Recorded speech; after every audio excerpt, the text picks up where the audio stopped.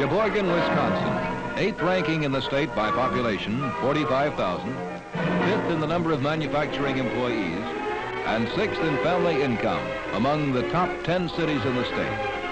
Those are the cold statistics of this city, built on the shores of Lake Michigan, 57 miles north of Milwaukee, and 130 miles north of Chicago. The figures cannot show, however, that Sheboygan is also the city of elms, of broad, clean streets, a city noted for one of the finest street systems in any city of the nation. 108 miles of city streets paved and improved. Neither do the statistics tell you that 80% of the city's homes are owner-occupied.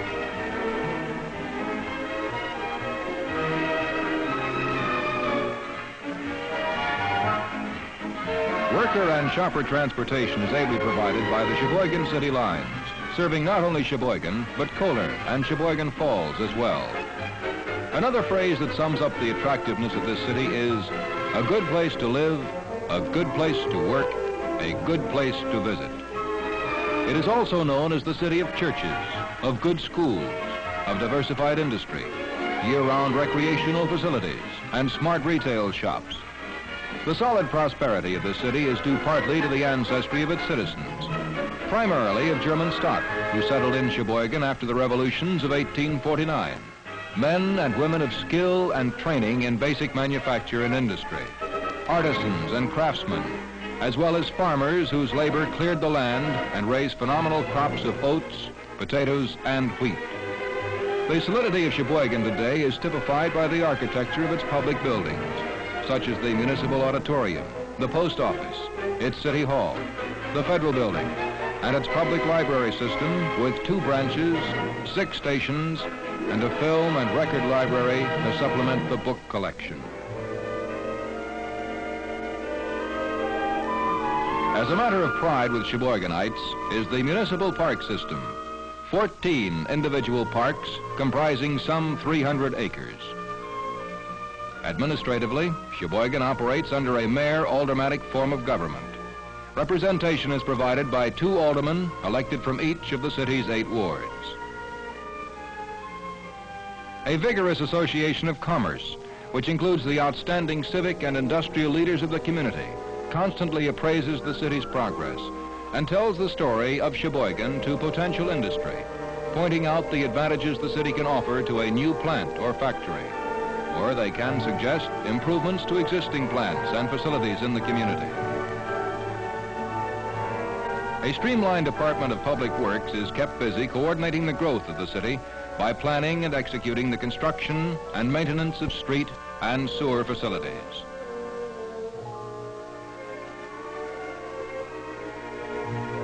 Other functions include the maintenance and repair of municipally owned buildings, enforcing compliance with building zoning and other ordinances.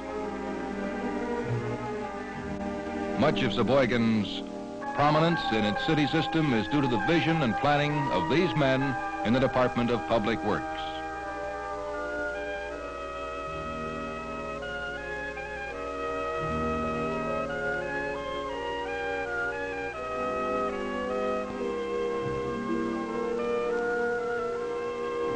Since Sheboygan's founding over a century ago, it has been known as a law-abiding city, to the credit of Sheboygan's present-day citizens and their ancestors. Today, the city's per capita crime ratio is among the lowest in Wisconsin.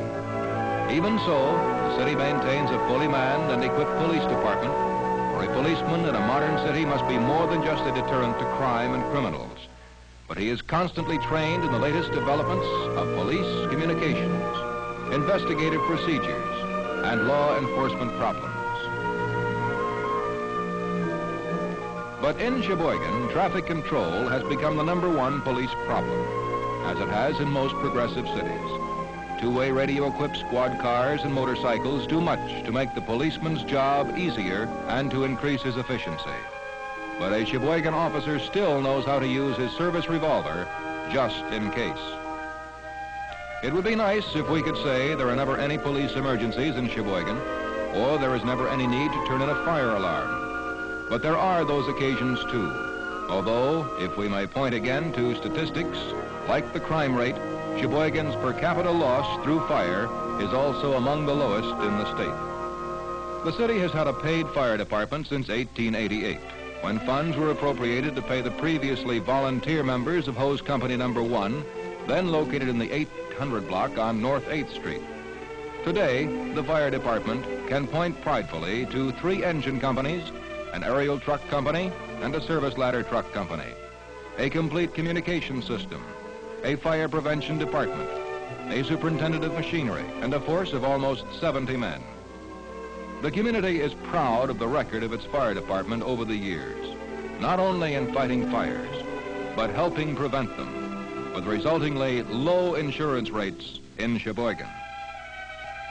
Electric power for Sheboygan, as well as a large part of central and southern Wisconsin, is provided by the Wisconsin Power and Light Company. The largest generating plant of the company system is located in Sheboygan at the Edgewater Station.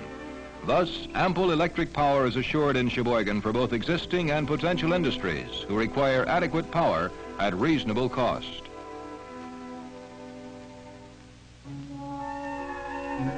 Geography endowed Sheboygan with rich rolling farmlands to the north, the west, and on the south.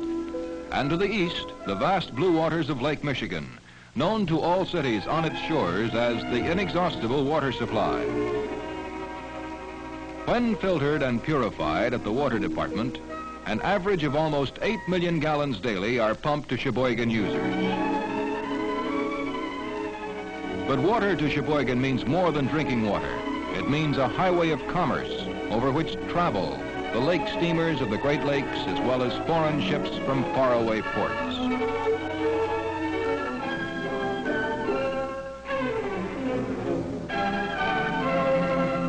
Lake and rail traffic supplement each other with the city served by the main line of the Chicago and Northwestern Railway. Connections are made with car ferries either in Milwaukee or Manitowoc, so that Sheboygan commerce can be moving in trains on the eastern shore of the lake after an overnight voyage, thus expediting rail shipments to the east. 10 major motor common carriers serve the Sheboygan district, shipping out the products of the city interstate, and passenger bus lines make connections with Chicago, Milwaukee, and Green Bay. The happy circumstance of Sheboygan's geography has developed into an enviable balance of industry and agriculture. From the rolling meadows of the dairy farms can be seen the chimneys and cranes of Sheboygan's industry. Diversified industry that comprises such enterprises as metal fabrication, woodworking, leather and leather products, plastics, textiles, food products, paper products.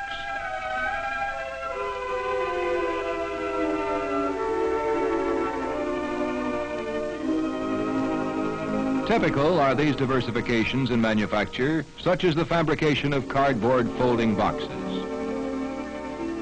Nationally known brands of shoes are made in Sheboygan by 3 old line companies.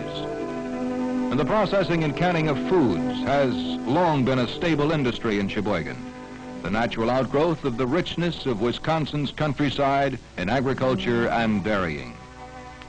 The farms of Sheboygan County are renowned for the quality of their milk and cheese, another legacy from the German and Dutch roots of Sheboygan's beginnings.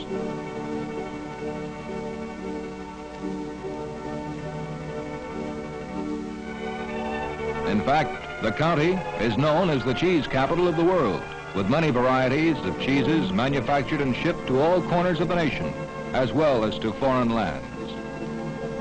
We have been seeing and examining Sheboygan as a community of industry, of natural and man-made facilities, and how it operates. We have seen its achievements and aims in the fields of commerce and civic development. Now what about the people of Sheboygan, the average man, woman, and child, without whom these attainments would be meaningless? For people are the soul of any community, and the home is their cathedral. And fundamentally, a man works and is productive because of that home he wishes to provide for his family. Whether it be Sheboygan, Wisconsin, or Cherbourg, France, this is basic.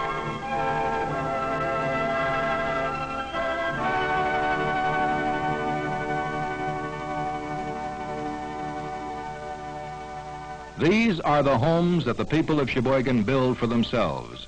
And as we told you earlier, 80% of the city's homes are occupied by their owners. There is one thing in which Sheboygan is unique. Few, if any other cities in the world of comparable size can make the claim there are no slums in Sheboygan. On these broad and wide streets, even the humblest of homes has its bright coat of paint, its trim lawn, and patch of flowers.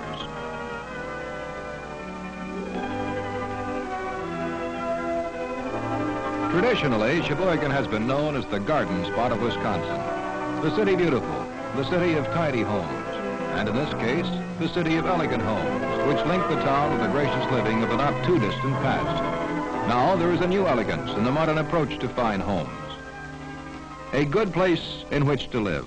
We cannot think of a phrase more apt to describe these scenes that are typically Sheboygan, ideally American.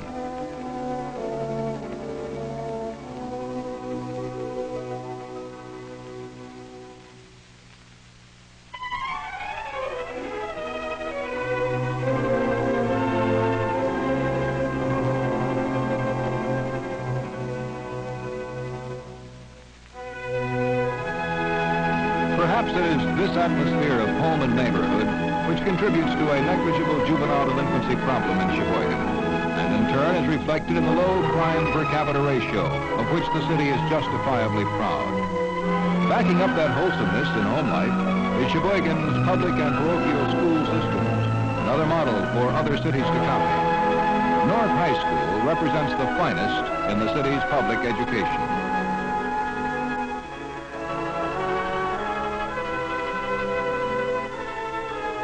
There are 12 public elementary schools in Sheboygan, including one which is especially designed for serving the mentally handicapped.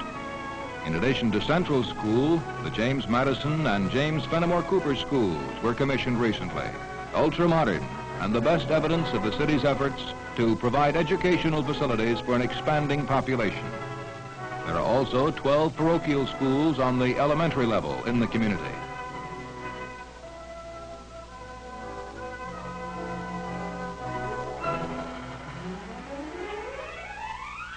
The city offers a vocational and adult education program, plus a complete athletic and recreational program for all students. As Sheboygan leads in education, street construction, model fire and police departments, so does it excel in guarding and preserving the public health. In the Sheboygan Public Health Department laboratory, bacteriological tests are made on the local milk supply. The city's children are protected by inoculations, such as the Salk vaccine for polio. But in the public health field, Sheboygan is among the nation's leaders in pioneering water fluoridation practice as a protection against tooth decay. Since fluorine was added to the city's water supply in 1946, dentists report gratifying reductions in the caries rate among children. Sheboygan is health conscious, as evidenced by numerous modern medical centers, as well as clinics for the diagnosis and treatment of various diseases and illnesses.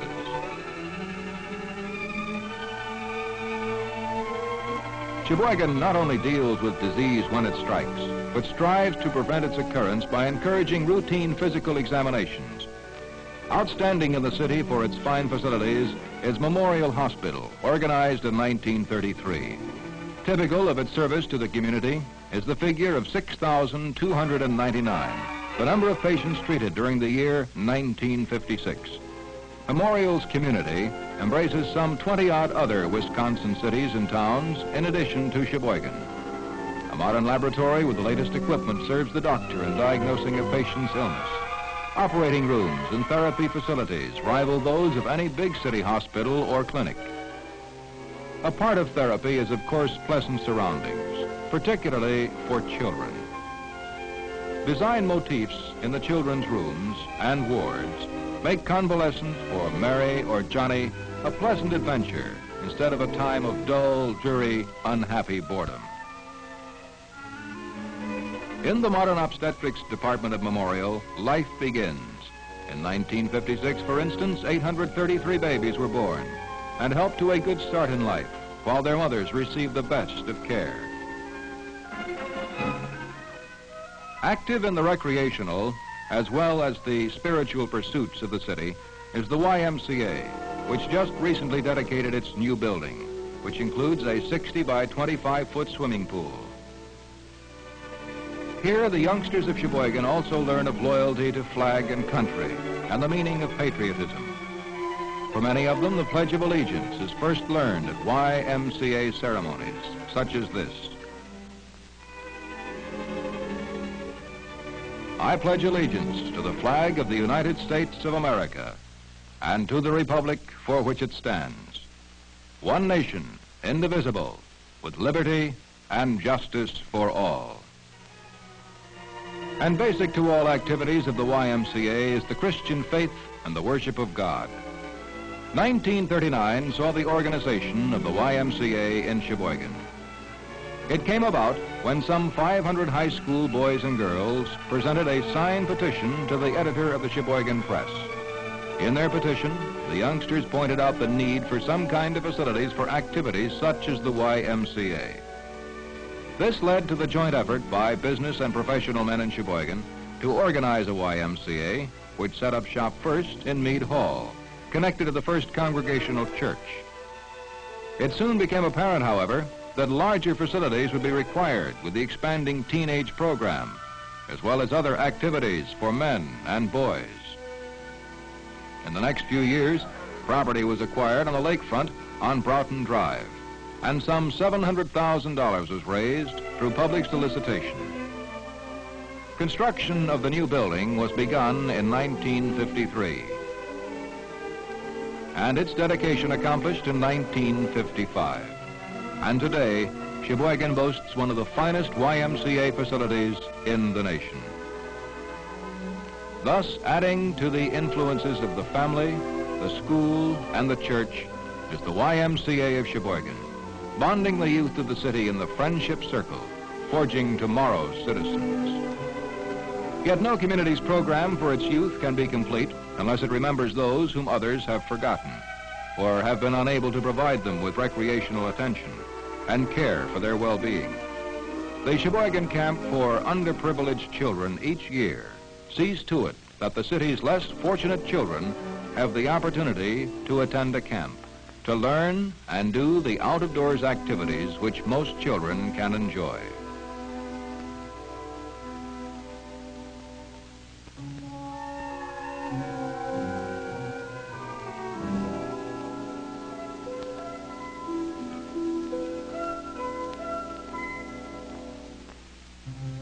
The word Gemütlichkeit is often a misused term when describing the good life of a people or community. But it is the right word to use in Sheboygan. Again, the German antecedents come to the fore in this city, for today's citizens, as did their forefathers, seek recreation and play just as diligently as they do their daily work. And in Sheboygan, the symbol of Gemütlichkeit is bratwurst and beer. In the summertime, the evening air is filled with the aromatic smoke of thousands of backyard grills, as this favorite sausage is fried over charcoal. Beer and bratwurst in the backyard or in the city's parks, the badge of good living as the city plays.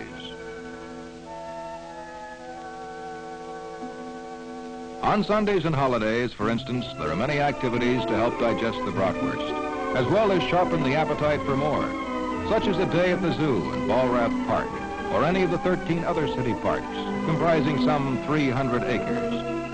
The largest of these parks for the recreation of Sheboygan is Evergreen, sometimes called Pine Woods. It covers some 135 acres of spacious and individualized picnic areas in the midst of some of the oldest pine trees in the area. On the city's northeast side is Ballrath Park, comprising some 16 acres of the finest landscaping in any park of comparable size. Kiwanis and DeLand parks are also showplaces of the park system.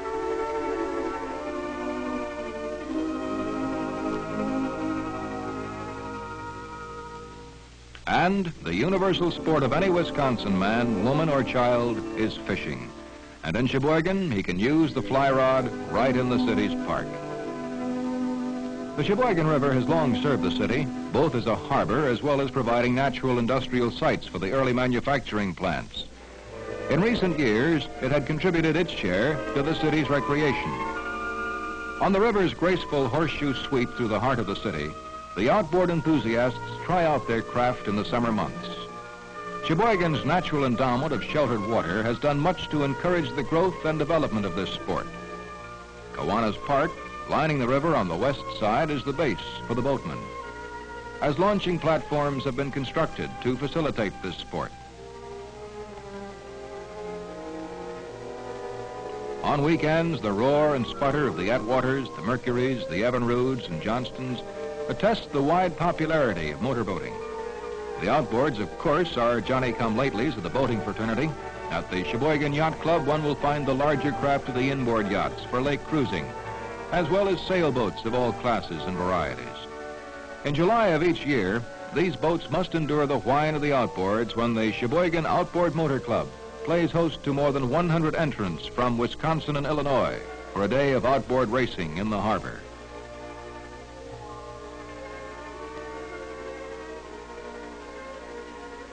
But the sailboats have been in Sheboygan Harbor for over a century. Although 100 years ago, they were the graceful Lakers that shipped timber and furs to other ports of call along the Great Lakes. These are their descendants, dedicated to sport and pleasure. Like most lake cities, the area's recreational activities in the summer months are centered about the cool blue waters of Lake Michigan. DeLand Park sprawls along 44 acres of the lake on the north side, providing ample bathing beaches and other facilities. These include baseball diamonds, illuminated tennis courts, and a huge parking area for waterfront events. One of the biggest such attractions at DeLand is the annual 4th of July celebration, when the fireworks displays reflect their fiery grandeur in the night black of the lake waters. Other bathing facilities are provided at other parts of the city, including General King Park on the south side, as well as auxiliary beaches at Clifton on the north side and High Avenue on the south side. If it is true that park time is treasure time in fun, health, and happiness, then the citizens of Sheboygan are indeed endowed with ample measure.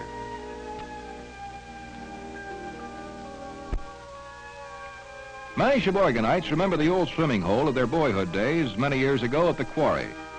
Well, the old swimming hole is still there, although some would hardly recognize it today, since it is now included in Evergreen Park and is maintained and supervised by the city's park system.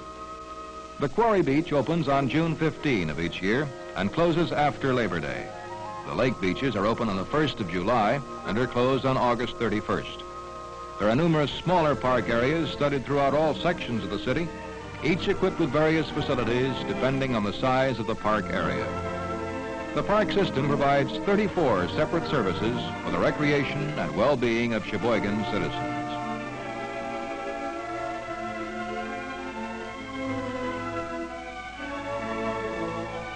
Road America, at the nearby village of Elkhart Lake, has become internationally famous as the scene of the championship national road races. Sports cars and drivers from all over the world center at Road America, including entrants from Sheboygan, to compete in these races, sponsored by the Sports Car Club of America. These speedy autos zoom over a 4-mile gem-like path of asphalt that cuts through birch and willow belts in the beautiful Kettle Moraine landscape. Over $1 million worth of such foreign beauties as Ferraris, Maseratis, Mercedes, Jaguars, Porsches, and Alfa Romeos come to Elkhart Lake for this big event.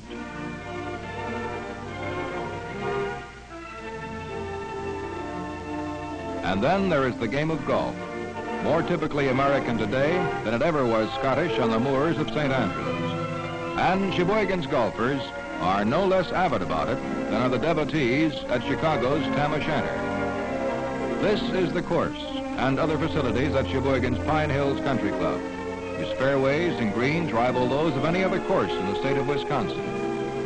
Pine Hills is a private club. The city provides choice facilities for the public at the municipal golf course.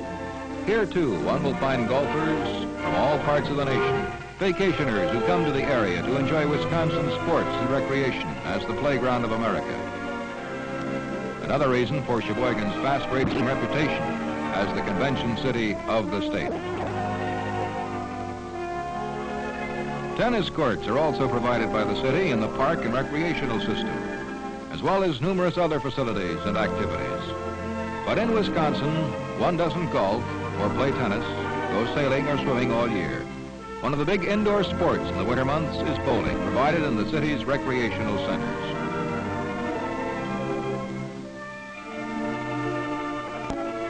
We would now like to say a few well-chosen words on the subject of bratwurst. Bratwurst Day to Sheboygan is similar to Bastille Day in France or Guy Fawkes Day in England. Sheboygan is the bratwurst capital of the world, and every summer one day is set aside to pay homage to this delectable pork sausage. The JCs run the show on this midsummer holiday, and all of Sheboygan turns out for it. And the cooks at the grills for this big public event are the top brass of government, of industry, of the civic set. They are also among the biggest consumers of this delicacy, including the mayor, the aldermen, the superintendents and directors of the city. Another holdover from the Teutonic origins of Sheboygan citizenry and the love of a good life, of good food and drink. While the custom may come naturally with the Schmidts, the Wagners and the Schumanns, it has been happily adopted and perpetuated by the O'Reillys, the Levys and the Paveliks of latter-day Sheboygan. Nobody knows for sure just who it was that invented bratwurst in Sheboygan, and nobody cares much, so long as they can hold parades because of it, celebrate a holiday, and most particularly, eat it all year round. Well, it really doesn't matter much.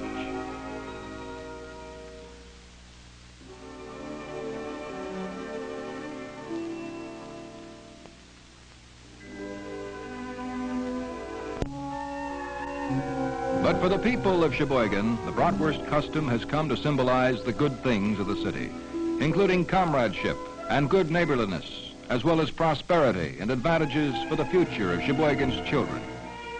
So much for the Gemütlichkeit of Sheboygan. Our fine homes and schools, our parks and buildings, our material well-being, all of which means nothing to any community without the spiritual balance of religious life. For surely if Sheboygan can be called the city of homes, the city of elms, the city of wide street, who worship in 48 churches of all denominations, including the Protestant, the Catholic, and the Jewish faiths.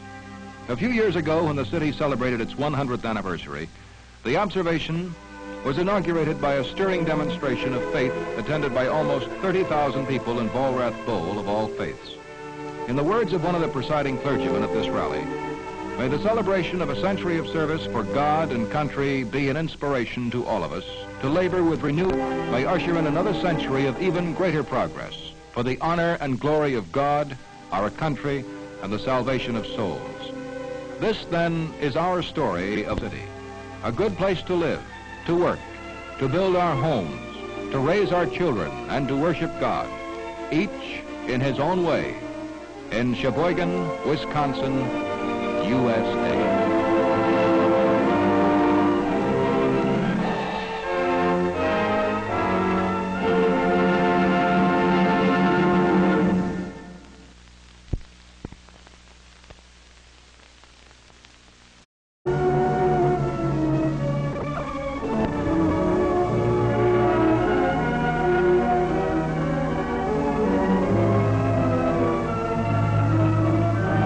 Sheboygan is the 8th largest city in Wisconsin, except on the first Saturday in August each year.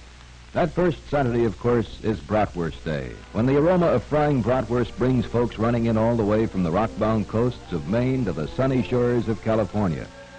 Sheboygan JC sponsor the all-day event, and the worst city of the world welcomes thousands of hungry visitors.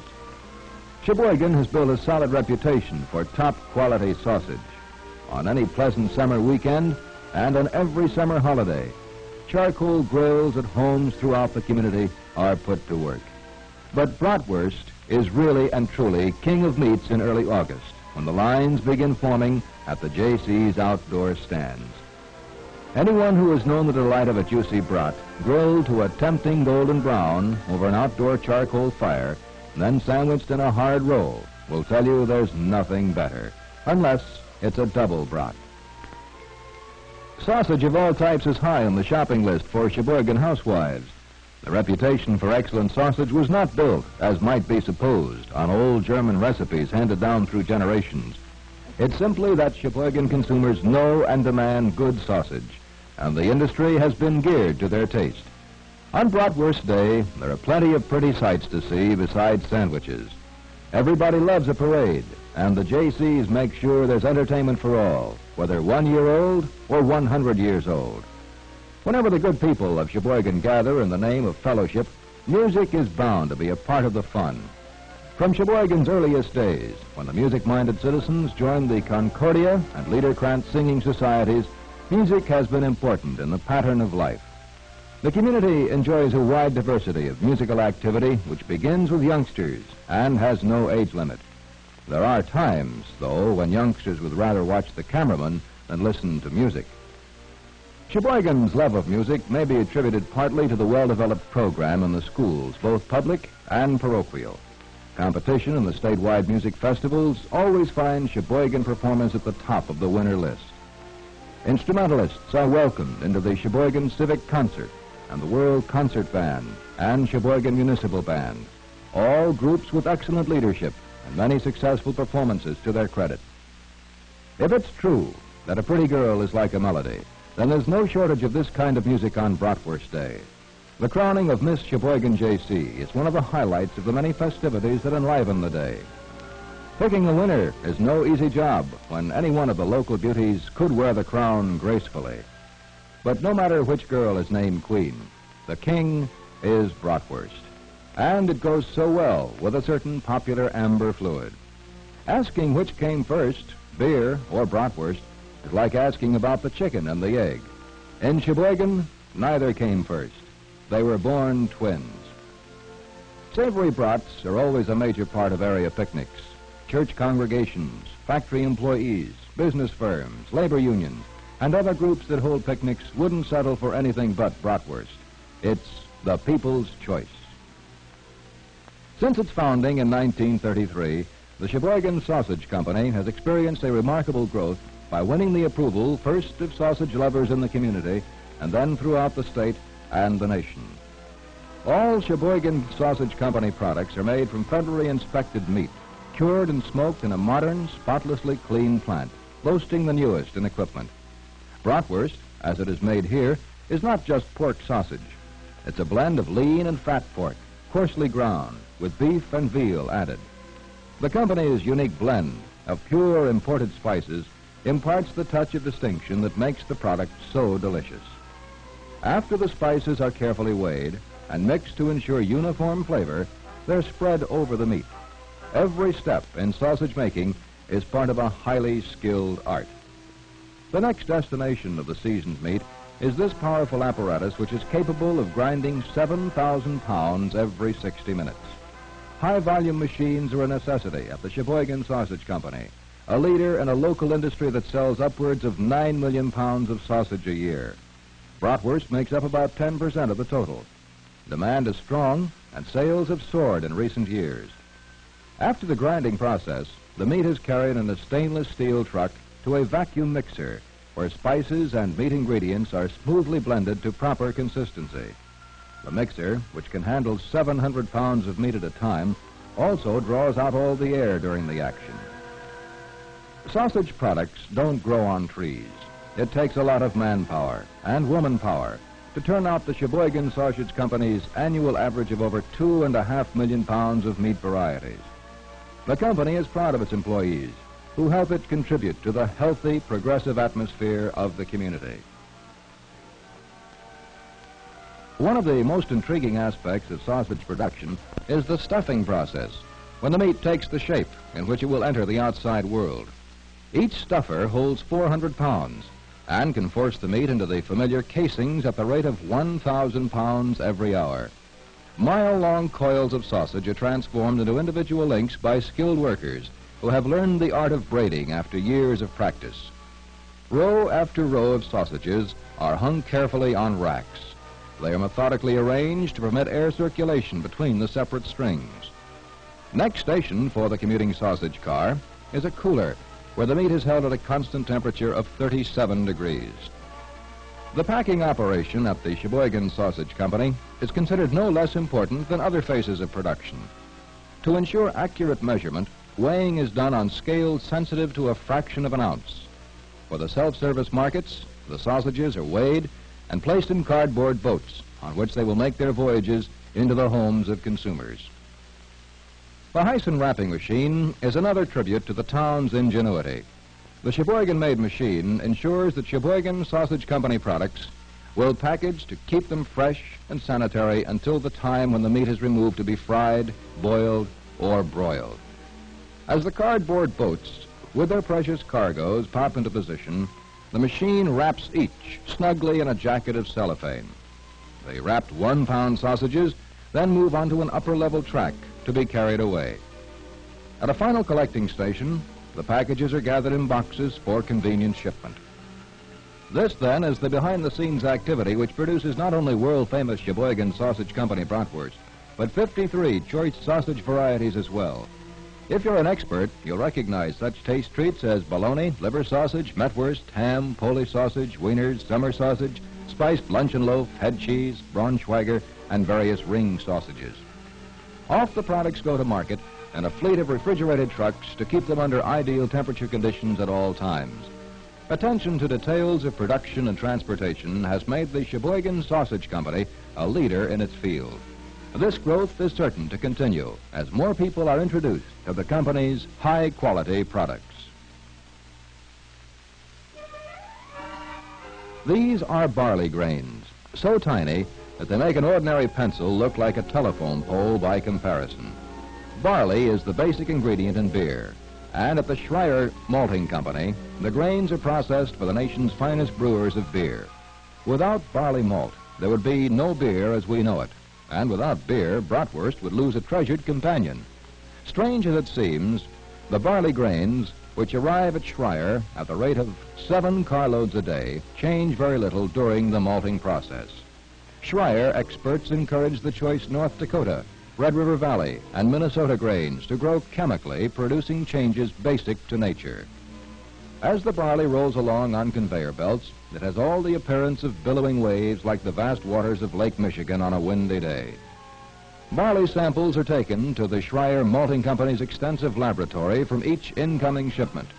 Technicians split the sample grains and make microscopic examinations for ripeness, cell structure, and general health. The barley is graded in 3 kernel sizes to enable Schreiers to supply malt according to each brewer's particular specifications. Wort, extracted from ground barley malt in warm water, is prepared on a laboratory scale for testing purposes. In brewing beer, yeast and hops are added to the wort, the basic liquid in the production of the popular beverage. Incoming grain, once cleaned of dirt, straw, and weed seeds, goes into huge tanks where it is steeped from 40 to 48 hours to bring the moisture content up to 44%. The next stage is the all-important germination process, which transforms the grain into malt. For 6 days, the barley is encouraged to germinate under controlled temperature and humidity conditions. After about 48 hours, the kernel begin to show well-developed root systems. This growth continues for another 4 days, as enzymes dissolve cell walls to produce starch, and protein content is broken down to a simple state. In brewing, enzymes will convert the starch to maltose, a simple sugar, while the proteins serve as yeast food and contribute foam-holding properties. When germination is complete, the barley, now in the malt stage, is thoroughly dried and subjected to further aging. The malt goes to breweries, while the malt sprouts or roots are recovered for high-protein cattle feed. Schreier Malting Company experience, dating back to 1856, is the key to its fame. Beer contributes much to the enjoyment, relaxation, and sociable happiness of people around the world, day after day, year after year. More than 110 years of brewing experience go into every glass of famous Kingsbury Pale Beer, the beer that's truly fit for a king. The Kingsbury Breweries Company has shared in Sheboygan's industrial growth. After the barley malt has been adequately ground and mashed and necessary adjuncts added, the wort is extracted and processed until it runs perfectly clear. The wort is then subjected to vigorous boiling in huge copper brew kettles for 2 hours. Hops are added at intervals for protein precipitation, bittering, and to introduce the delicate hop aroma. The wort is strained, and during the cooling stage, it is aerated and yeast is added. Fermentation takes place over a span of 7 days. Temperatures and other reactions are checked constantly. and quality control records maintained. Then, the fermented beer moves on to storage tanks for clarification, mellowing, stabilization, and final filtering. The bottling and canning department is highly mechanized, with most of the Kingsbury Brewery's company packaging performed automatically. Empty cans are thoroughly cleaned, filled at the rate of 300 per minute, sealed and pasteurized. Before they are boxed, each can is conveyed through a weighing machine and a dating machine. Kingsbury six-packs are a popular retail item. Return bottles are submerged in sterilizing caustic solutions at high temperatures, then scrubbed and rinsed under pressure by fresh water jets. The bottles enter a rotary filler, which pumps in the pale amber liquid at an amazing speed of 4 every second. The filled bottles are hit by a knocker mechanism, which causes the beer to foam over just before the bottle is sealed. This forces out the air in the next space. Pasteurizing prevents the beer from deteriorating in the bottle and is accomplished by first heating the bottles to 140 degrees and gradually bringing the temperature down to 70 degrees. A final inspection, and the bottles are off like marching soldiers to receive their colorful uniforms, the famous labels of the Kingsbury Brewery's company. The parade continues to another automatic wonder, a packaging machine that swallows up bottles and drops them out 24 at a time into slots in a shipping case. The cases are whisked away on a moving belt up to the warehouse for storage until they can be loaded on trucks for delivery to various markets. Kingsbury has been setting new records in production and sales. In little more than 5 years, the brewery has increased sales of barrels of beer from 80,000 to more than 200,000. An additional fermenting cellar will boost annual capacity by 75,000 barrels. A unique gathering place on the Sheboygan scene is the King's Court, one of the most outstanding hospitality centers in the brewing industry. Located in what was once an aging cellar in the old brewery building, King's Court was opened in November 1956 by Kingsbury President O.H. King Cole on behalf of the company. It boasts 3 spacious rooms decorated in oak and limestone with Old English and modern decor. Many firms might learn a lesson in community relations from the Kingsbury Brewery's company, a Sheboygan leader.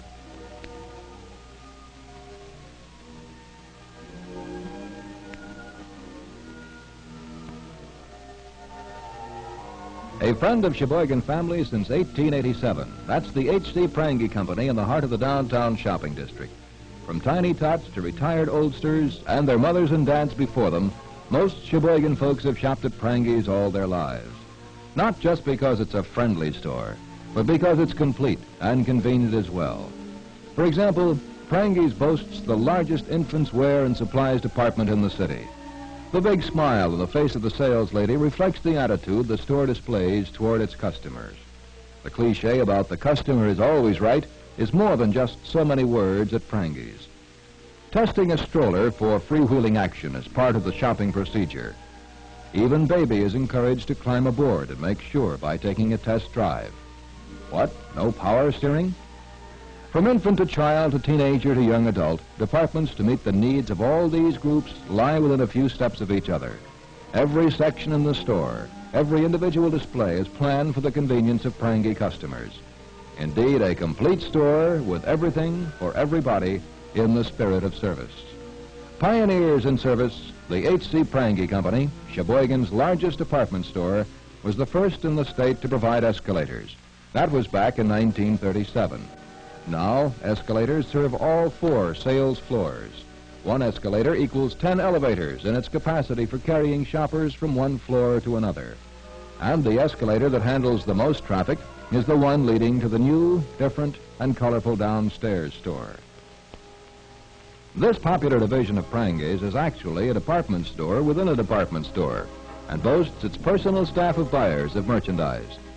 The downstairs store now covers 40,000 square feet of floor space, or about a third of a square block.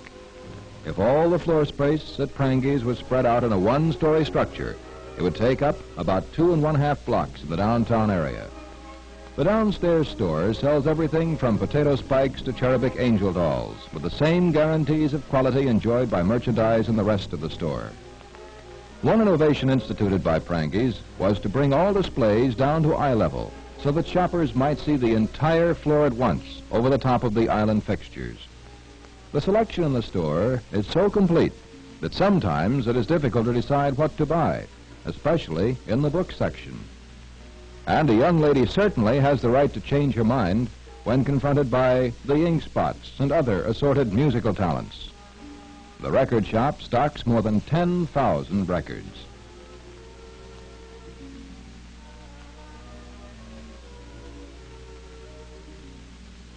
The housewares department is one of the most complete in the Midwest, while the sporting goods section has also come into its own by virtue of generous space and attractive displays.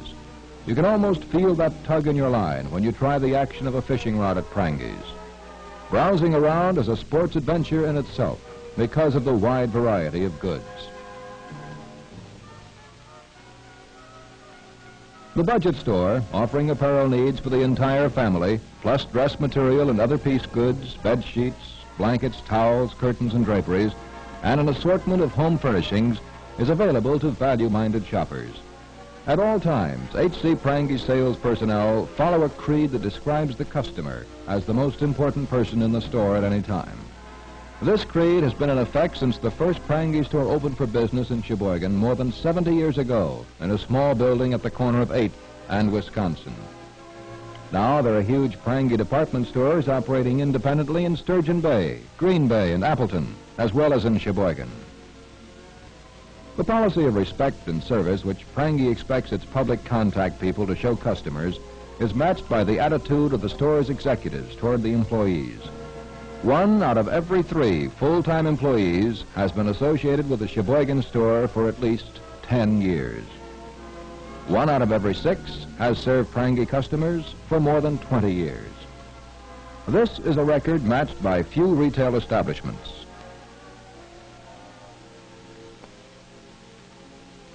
One of the most helpful of the store's aids to customers is a complete bridal service. Prangi buying offices in Chicago, New York, Los Angeles, and European fashion centers shop for bridal costumes to bring radiant response even from the most choosy of young ladies on the verge of matrimony. Prangi experts take on the burden of planning the wedding itself, with advice on invitations, flowers, bridesmaids, handling of guests, and all the assorted odds and ends of details that have to be taken care of to ensure a complete success. Service to the bridal couple doesn't end with the ceremony. The store offers an interior decorator establishment as complete as any in the state. Specialists assist with home furnishings and decoration planning that even includes arrangements to do all interior and exterior painting. Prangi's has the distinction of being the only local outlet for the exclusive Sheboygan-Dillingham Orbit furniture line, as well as handling lines of budget trend furniture.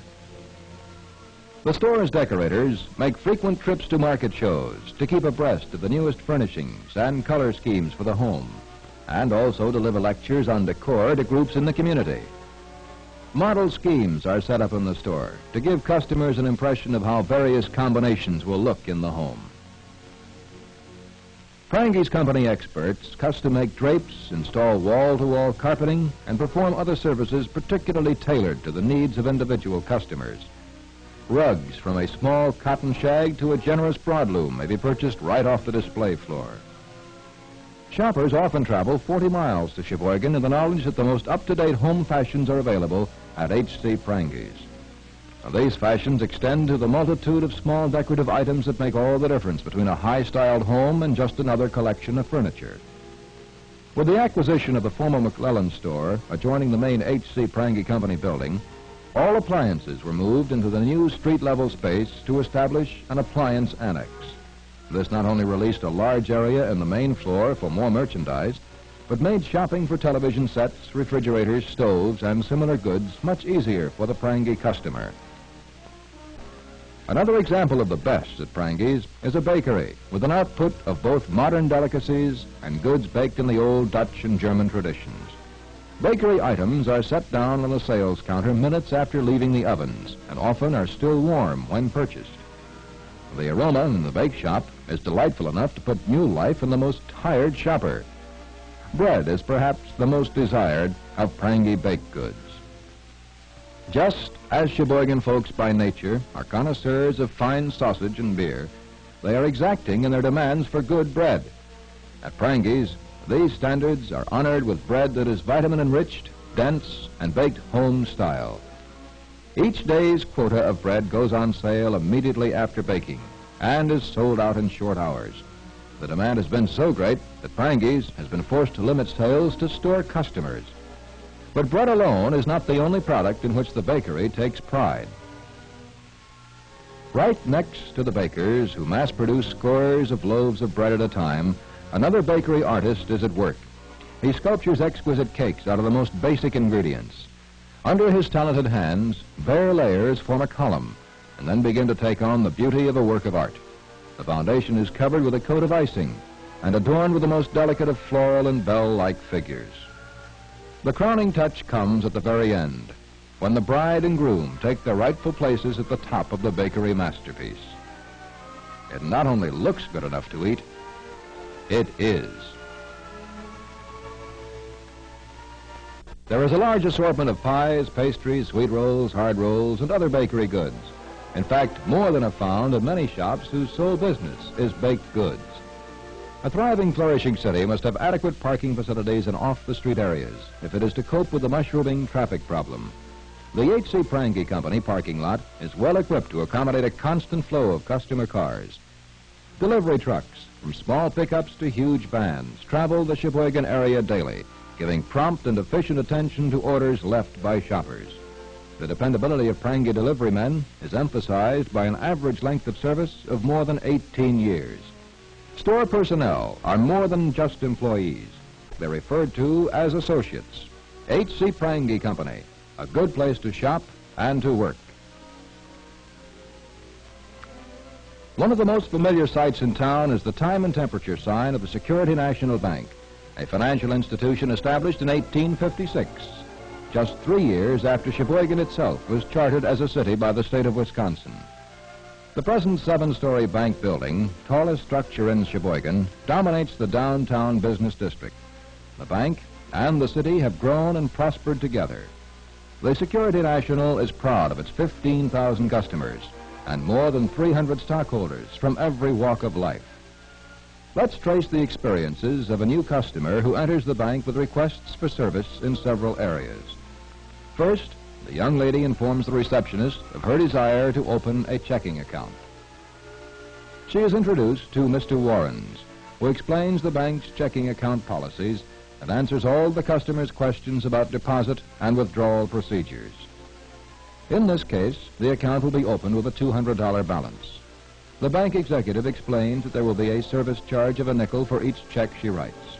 A larger balance will reduce this charge to little or nothing. Mr. Warrens fills out her signature cards and then has the young lady sign them.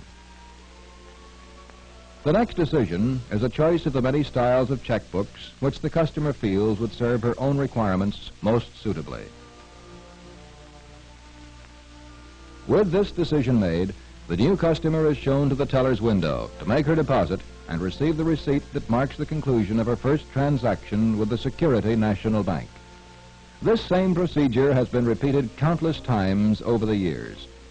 Every time a transaction of any kind involving money is made by the bank, a small army of clerks and bookkeepers is called upon to record it. The girls who operate the bookkeeping machines each handle over 1,000 checking accounts. The IBM proof machines endorse and sort all checks according to destination. After checks clear the proof machine and are posted, they are microfilmed, canceled, and filed for mailing to the customer with monthly statements.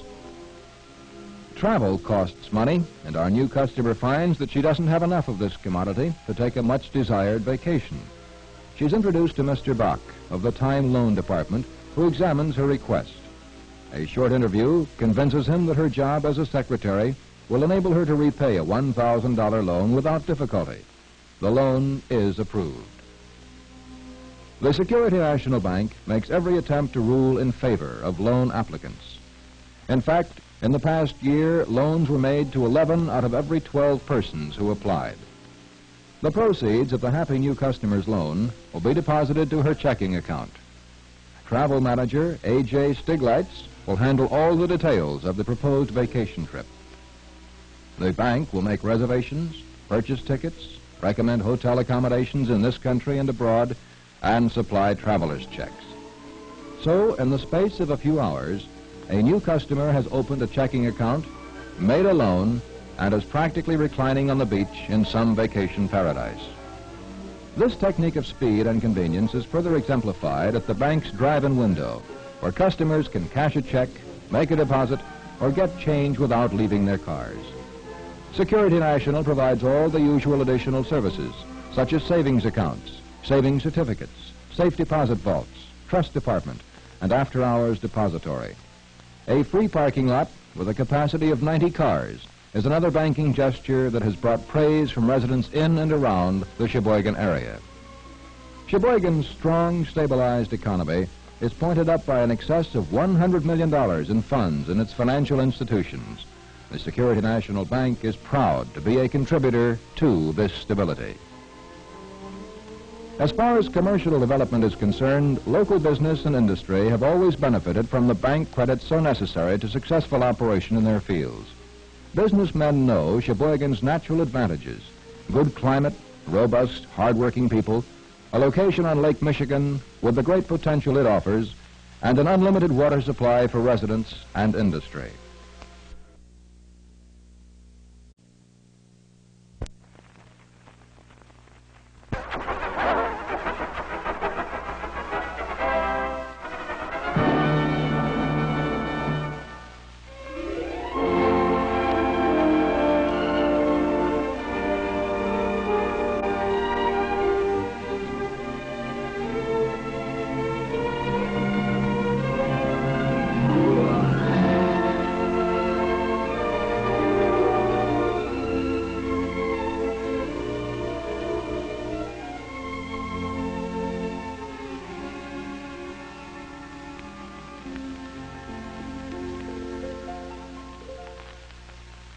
One of the old line businesses in Sheboygan, and one that has placed our city on the transportation map, is the C. Rice Coal Company, whose cargoes of coal and in later years oil have powered the wheels of Sheboygan's industry and heated her homes and businesses. It was the far-sighted enterprise of Clemens Rice almost 80 years ago which has made Sheboygan a major port on the Great Lakes, and which now is on the threshold of becoming one of the ports of the world with the advent of the St. Lawrence Seaway.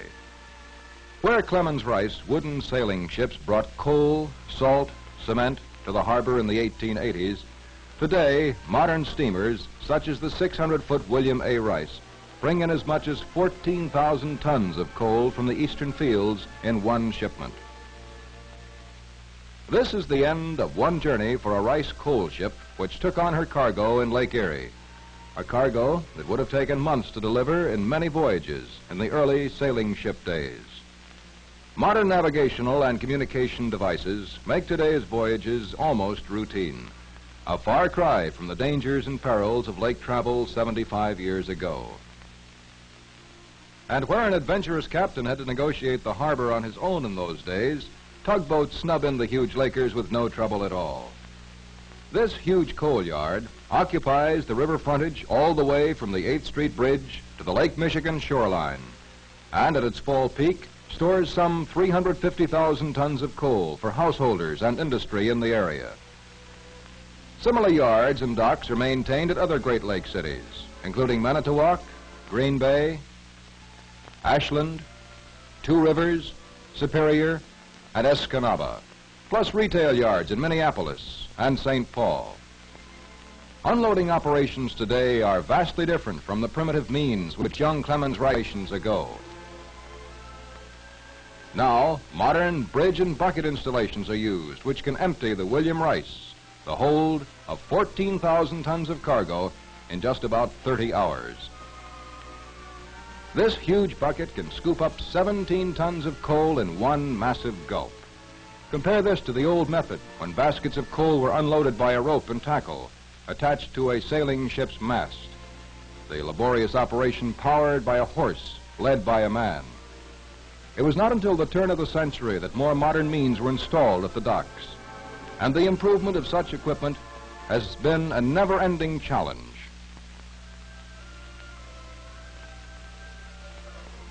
When newer, more modern methods of moving more cargo faster have been developed, the Sea Rice Coal Company has installed them at their docks. At this yard, there is a complete screening plant which sorts coal into various sizes and treats it to make it dustless and to burn cleaner. Some of the coal may be dumped directly into railroad cars for further shipment by rail to other points within Wisconsin. It may be stored in huge piles on the ground or placed directly in hoppers to provide efficient loading of trucks for delivery within the Sheboygan area. Generous though nature has been in bestowing her bounty in Wisconsin, one thing is lacking: native coal. Therefore, every chunk used must be imported. And this is selected coal brought in from Pennsylvania, West Virginia, and Kentucky. This rice-imported coal serves not only the homes and industry of Wisconsin, but a large area of the Northwest, which, like Wisconsin, has no coal of its own. Millions of tons of coal have been shipped from the Sea Rice Company docks since 1880. And today, a vast storehouse of more than 2 million tons on 10 docks in 7 port cities is maintained by the company. In the truck loading operation, each hopper has graded coal for specific uses: household, commercial, or industrial. And a fleet of modern trucks with experienced drivers provide prompt, courteous, and careful deliveries to Sea Rice Company's many customers. Before leaving the yard, each outgoing truck must be weighed. Both truck and cargo are weighed on huge scales, accurate to a pound. Since the weight of the truck is a known constant, it is simple to determine the exact tonnage of the coal carried. The driver of each truck is given a trip slip which certifies the amount of coal in his vehicle and the destination. And so begins the second phase of coal distribution to the Sheboygan area, a movement of commodity that never stops, as the demands of industry are as great in summer as they are in winter. The fleet of trucks fans out from the big rice yards, each carrying its particular grade of coal for a particular type customer. In this case, the demand is by a business concern, which has machinery to power and a building to heat. A commercial grade coal is required for this customer's needs. For the home, a householder's grade of coal for use in automatic fired furnaces is provided, still the most efficient method of heating a home. And this type of fuel will always be available, for America's reserves of coal are limitless and considered almost inexhaustible. And modern combustion techniques are revolutionizing the use of coal as a fuel.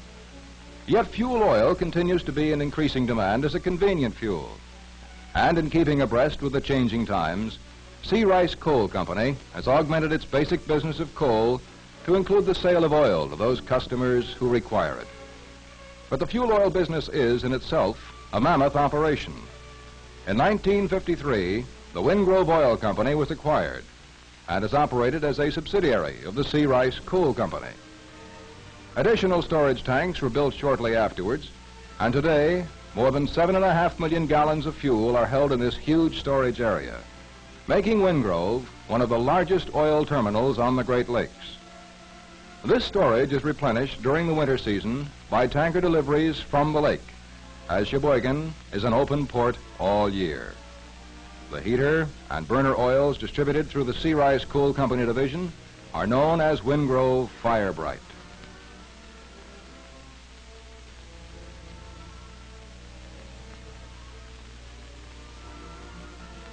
As in the case of coal deliveries, Rice maintains a fleet of fast modern tank trucks to supply homes and industry with various grades of fuel oils. Accurate checks on volumes of oil delivered are metered right at the point of delivery by gauges on each truck, and power pumps force the fuel through the hose up to the householder's oil port. In most deliveries, fuel can be serviced from the street quickly, cleanly.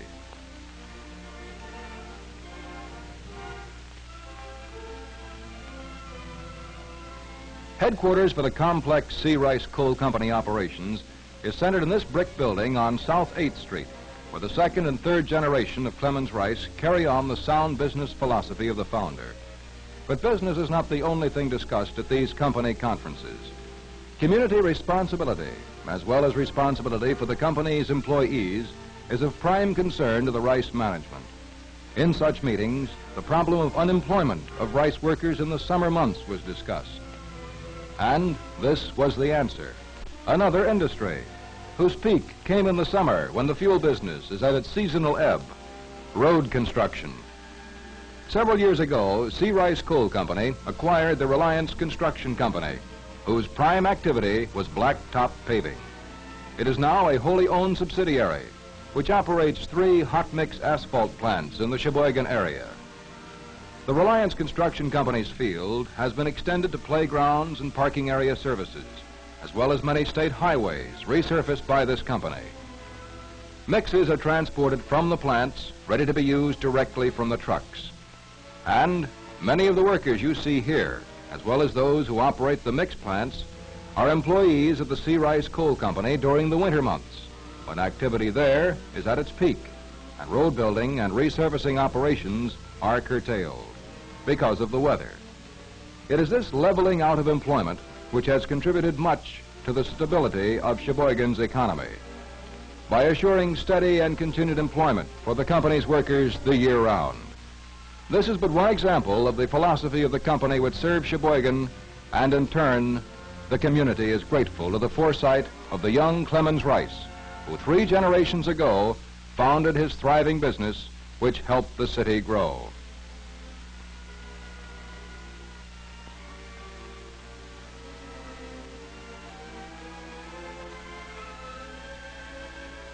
Whenever and wherever men have built, concrete is basic to that building. And so it is in Sheboygan. As the city has grown, its streets developed, its structures built, its water and sewer lines extended, one pioneer company has both contributed to that development as well as grown with the city, the Vandervaart Brick and Building Supply Company. This old line establishment has its roots reaching back to 1888, when a 33-acre tract on South 15th Street and Georgia Avenue was used to dig clay and manufacture common brick. It was then called the Oscar Zimbel Brick Company. After its purchase by the Vandervaart family, the manufacturing line was expanded to include concrete and a complete line of hard material building supplies. Today, mixed concrete is the basic product, prepared in the plant and delivered in mixed trucks to the job site. If all the concrete produced by Vandervaart in 1 year were to be used in a single highway, it would make a 20-foot ribbon from Chicago to Sheboygan, 7 inches thick. These mix trucks can be loaded at the plant every 3 minutes, and 15 of the trucks are equipped with two-way radio for quick and efficient dispatching. The proportions of mix specified by the job are relayed to the mix house operator by teletype from the main office. The greatest volume of concrete, however, is not used in construction jobs such as you have just seen. Important though that operation is, it is the production of concrete pipe which is the principal output of the Vandervaart Brick and Building Supply Company.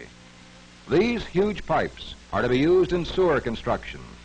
They are now being removed from the kiln, where they have been curing overnight in steam heat at 120-degree temperature. Heat and moisture are essential for the proper setting and curing of concrete forms. Concrete pipe is made in all the common sizes required in home building as well as sewer construction. They range in size from 6 to 42 inches outside diameter in 6-inch steps. Where Oscar Zimbel once dug clay for his bricks almost 3 generations ago, the pit is used for mass storage of concrete pipe, all shapes, sizes, and varieties for innumerable uses in modern-day construction. Let's take a look at how concrete pipe is made by the Vandervaart people. To provide initial strength and reinforcement of the pipe, an inner cage of steel rod is made by welding the rods together. The concrete is poured around this cage in the rotary mold. Centrifugal force, exerted by rotation of the mold, ensures proper packing of the mix and forcing out air bubbles that could weaken the completed pipe or result later in a leak. Specifications in both mixture and mechanical techniques must be rigidly observed. State projects, for instance, require inspection of each pipe, which must withstand a test of 108,000 pounds loading before it can be accepted. After the core of the pipe has been removed from the mold, the forklift moves in and takes away the entire mold and pipe. At this point, the concrete has begun to set and can be handled out of the mold although it is not yet ready for storage or use. And as one filled mold is removed, an empty one is dollied into position under the rotary mechanism. This manufacture, by the way, is done under the name of the Wisconsin Concrete Pipe and Culvert Company, a Vandervaart subsidiary formed in 1931. The demands of modern construction call for the strength and durability of Portland cement mixed into a tough and strong concrete reinforced with steel. And the story of Vandervaart is also the story of Sheboygan. Progress, growth, development, with a confident eye on the future.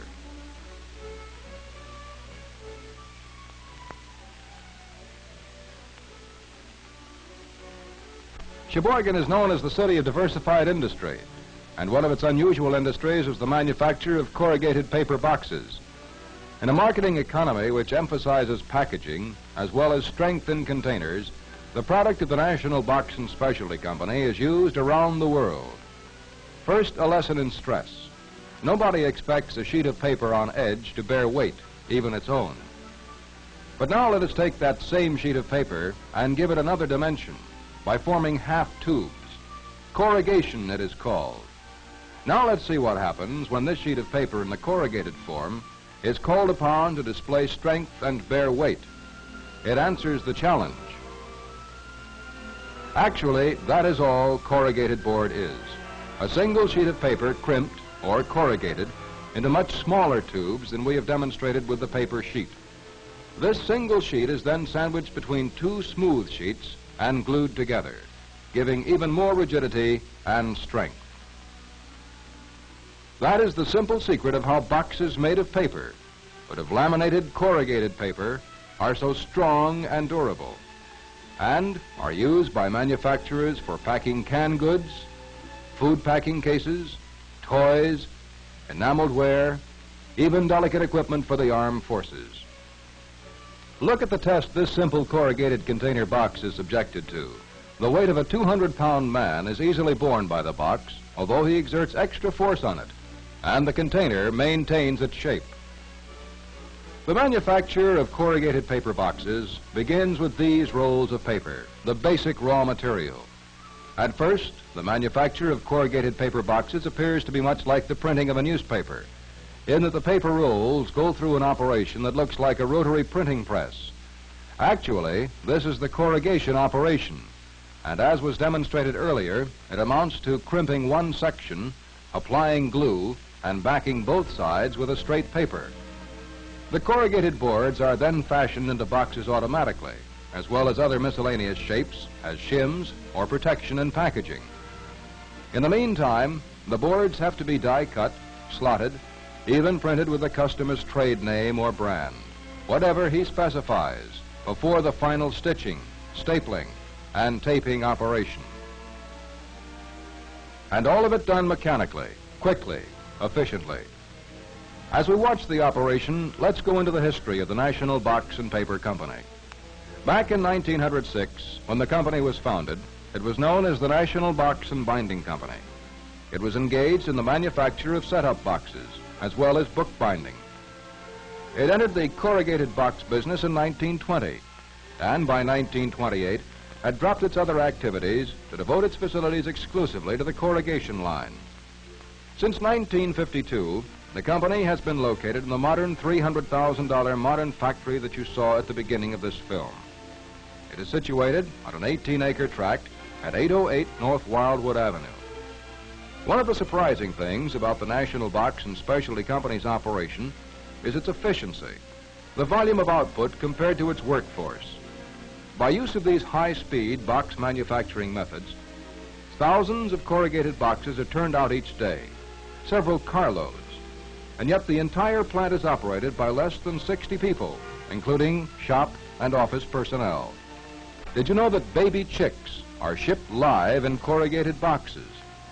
In addition to providing strength to protect the chicks and lightness to hold down shipping costs, the natural low thermal conductivity of the corrugated box serves to insulate the delicate contents from the extremes of hot or cold during shipment. Note in this operation how the corrugated boards are automatically folded into the proper dimensions to form a box. Another new use for corrugated boxes is the volume shipment of television picture tubes. Both fragile as well as odd-shaped and expensive, one major manufacturer, in utilizing corrugated boxes for packing and shipping TV tubes, has estimated it has saved 69% of its previous cost in time and material. It saves 47% in warehouse floor space and 70% in loading time, all of which can result in lower costs to the ultimate consumer. So at the end of the production line come the various sizes and shapes of corrugated boxes which have become such an important part of the nation's economy. The most modern box manufacturing plant in the Midwest, the National Box and Specialty Company of Sheboygan. From the time the early caveman discovered he could use a long stick to move a rock many times his own weight, mankind has developed its civilization by moving things and lifting things. And here's a modern man about to be faced with just that problem. In a few moments, he will have to lift an automobile in order to change a tire, but not by the long stick method, although the principles of leverage are the same. For with mankind's progress has come the utilization of the hydraulic principle, which is the business of the Hydraulic Tools Corporation, a bustling young industrial firm that promises to become one of the outstanding industries in the Sheboygan area. One of its products was the small hydraulic Black Hawk Brave jack, which has enabled our motorists to meet one of the challenges of modern-day living. This is the complete line of jacks manufactured by the Hydraulics Tool Corporation, a division of the Black Hawk Manufacturing Company of Milwaukee. These jacks range from lifts of 1.5 to 100 tons and are used in the automotive and transportation industries, as well as in mining, construction, heavy moving, and numerous other types of endeavor where loads have to be lifted.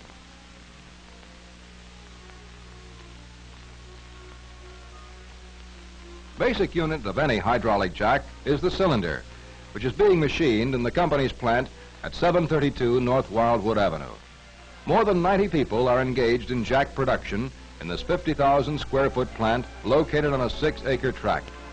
Originally, this was the property of another tool company, which was taken over by Hydraulic Tools in 1952.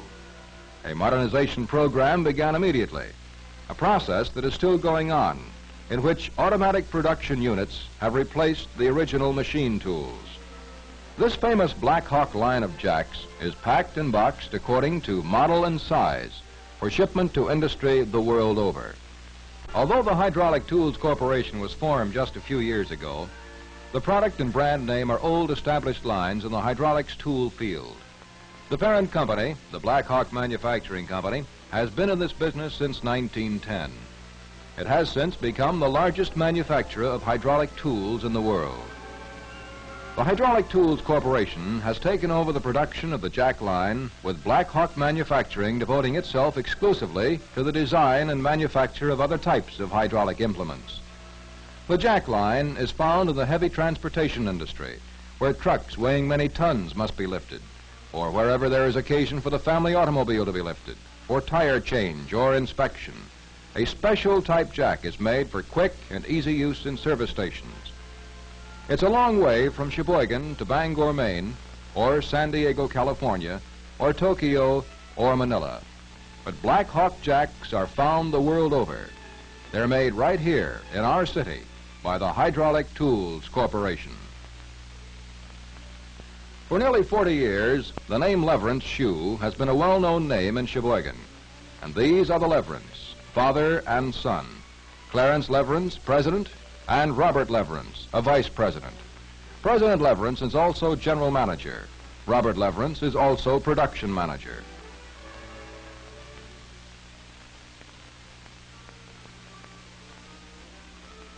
Another father and son team in the company are the Esches. Carl H. Esch is secretary-treasurer of the company. His son John is vice president and retail sales manager. Both men take an active role in shoe styling by Leverance. In addition, Esch Sr. is concerned with sales as well as office management. They combine their talents in providing the ideas for styling that have made Leverance a leader in the field. How many of you really know how a shoe is made? Well, let's find out right here at home. Like the foundation of a house, the outsole of a shoe must be durable and strong. Oak, tanned. Extra thick leather is used for these soles, many of them cut from a single sheet on the big beam machines. Then begins the patented insole construction, in which a rib is cemented to a leather blank. This will be on the inside of the shoe. After that, the welt is sewn to the rib. After this operation, we move on to the construction of the cushion insoles, part of the secret of the comfort of Leverance shoes.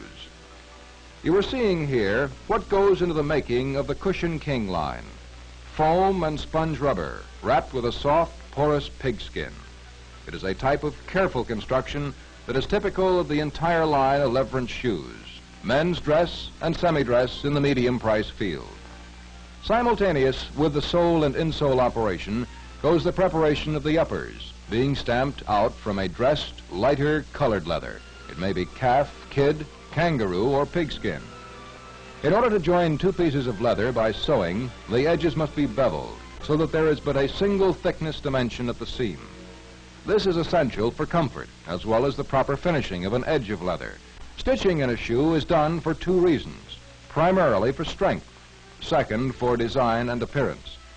Here we are seeing panel stitching, where the operator is making a design by following a pattern or marker.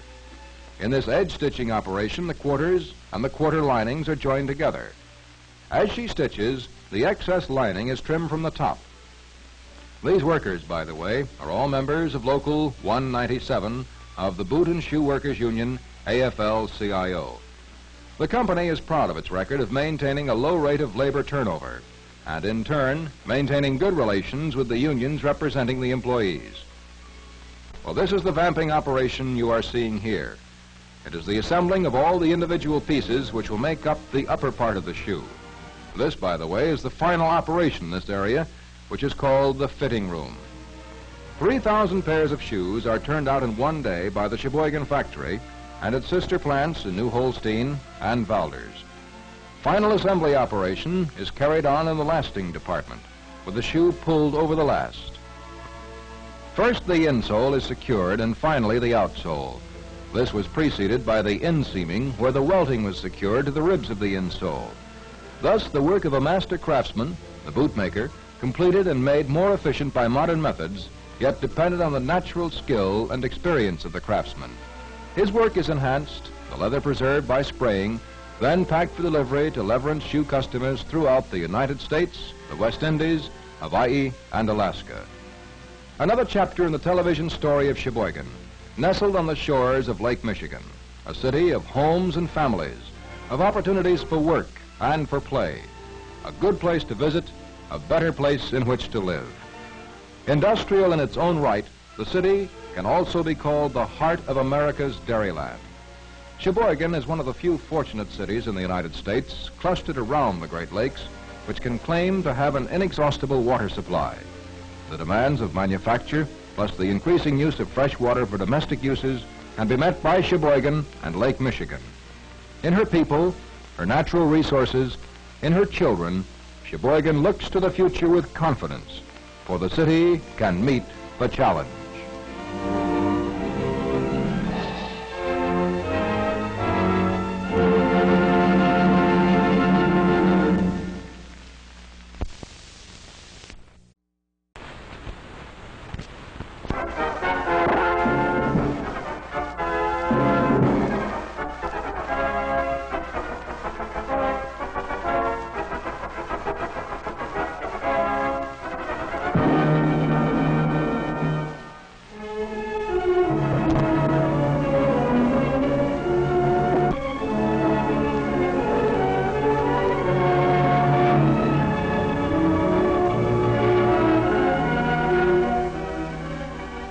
Another chapter in the television story of Sheboygan, a city of homes and families, a combination of nature's endowments of weather, soil, and water with American enterprise to make Sheboygan one of the richest, most self-sufficient cities in Wisconsin.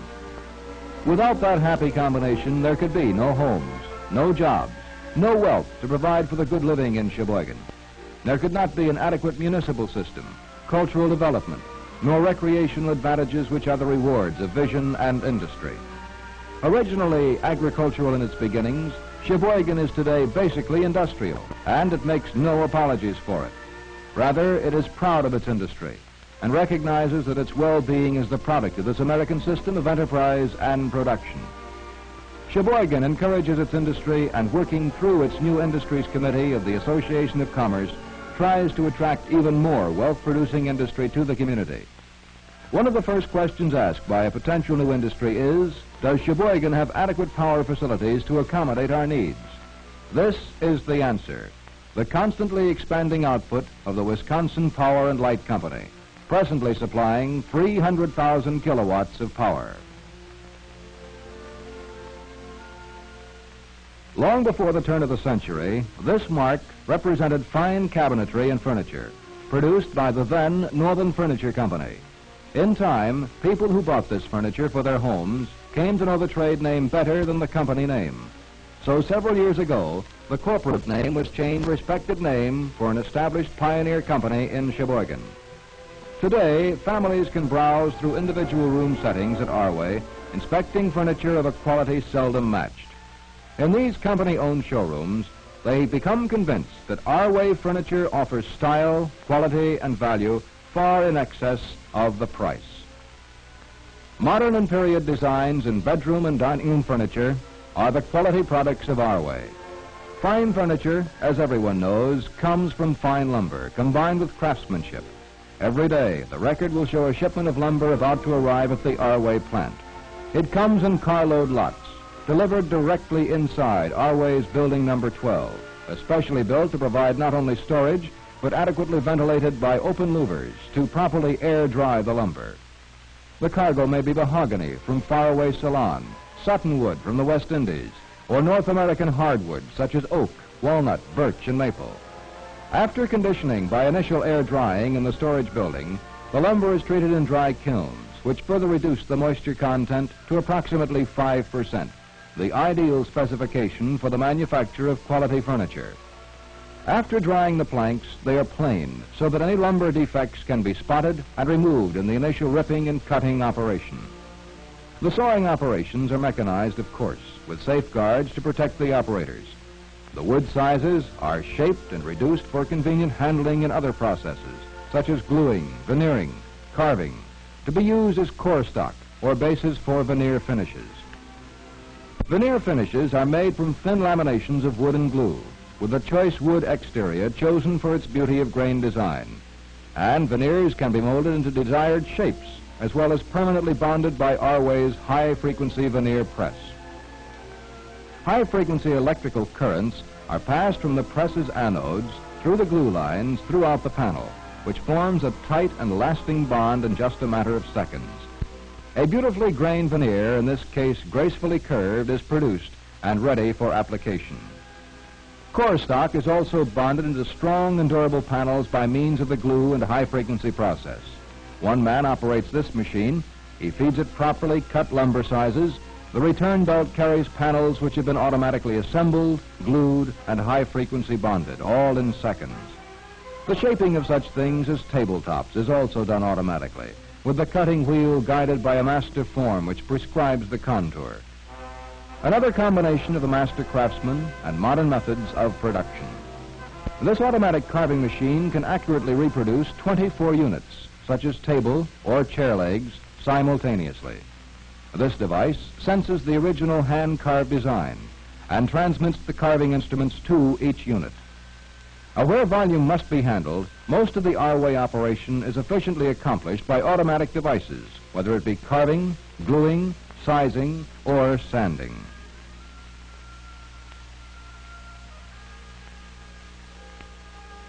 Although a furniture manufacturing plant deals primarily in wood, there is still much metal work to be done, such as the fashioning of drawer guides, or, as in this case, the making of a steel chassis around which a cabinet assembly, for instance, is built. This provides added strength, or what we call skyscraper construction. This bedroom dresser has an interior skeleton of steel, completely enclosed by the wood framework. Final basic assembly of this combination of wood and steel is accomplished by placing the entire unit in a hydraulic press, assuring a tight bond and precise fit within close tolerances. With all the advantages of automatic machinery, the skilled and practiced eye of the master cabinet maker will always be essential in the manufacture of fine furniture. This is particularly true in securing the exact fit of doors and drawers. The same is true in the final finishing of fine wood products. To bring out the beauty of the grain, to produce the smooth finished luster of warm wood, the care and skill of the individual craftsman working by hand will always be required. On this conveyor line, winding for over half a mile through the huge plant, customers' orders are grouped and given their final finishing and rubbing before delivery. Then each group is thoroughly examined and inspected, checked for color, finish, and quality. Here the interests of the consumer are protected as well as the hallmark of fine furniture, the Arway brand. All of the care and craftsmanship that has gone into the making of this quality product must be protected during the delivery of the furniture to a customer's home. Each item is carefully wrapped with a protective padding and carefully packed in giant Arway truck trailers. Upon delivery, experienced furniture handlers set up the furniture in the customer's home, who is assured of receiving furniture in perfect factory-inspected condition. A fleet of 14 of these truck trailers is used to keep up with the demand for Arway deliveries. From this huge plant, sprawling over 25 acres of riverfront in Sheboygan, has come an endless stream of the cabinet maker's art for over 3 generations. From a modest beginning in 1881, the plant has grown to its present stature to take its place among the nation's leaders in the manufacture of fine furniture.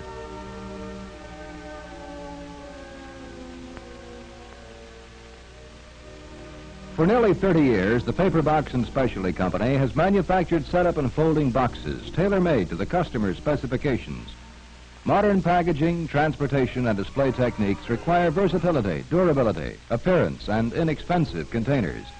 These are just a few of the many varieties of folding and setup boxes that Paper Box and Specialty Company manufacture in huge quantities for their customers across the nation. Officers and supervisors of the company are constantly conferring and checking on means to improve the product. Jan and John Vanderpie, Vice President and President respectively, are working out production details with Jerry and Abe Vanderpie, pressroom foreman and setup department head, and Lester Holtz, the folding department head. All production runs for folding cartons originate in the layout department, where artists design samples of boxes which will give the customer an idea of how his finished order will look. The sample is rigidly tested for durability, eye appeal, and the proper size to obtain the best possible box for the item it is designed for. One of Paper Box and Specialty Company's mottos is, if you have a box problem, we have the answer. Answer to the problem begins here. Beginning operation after the design is set and the die is mounted is the scoring of the blank paperboard sheets. In this sequence, the blanks are cut and scored to the required size and shape for a particular customer's setup box specification. Then the excess corner material is cut away before being placed in the quad stayer. Here, the blanks are automatically applied with gum paper to the 4 sides, which forms the box into the required dimensions. This is followed by a wrapping operation, in which a covering paper is applied to the box blank. This gives the color and design required by the customer. This machine, the Model H wrapper, is considered the most modern of its kind in the paper box industry.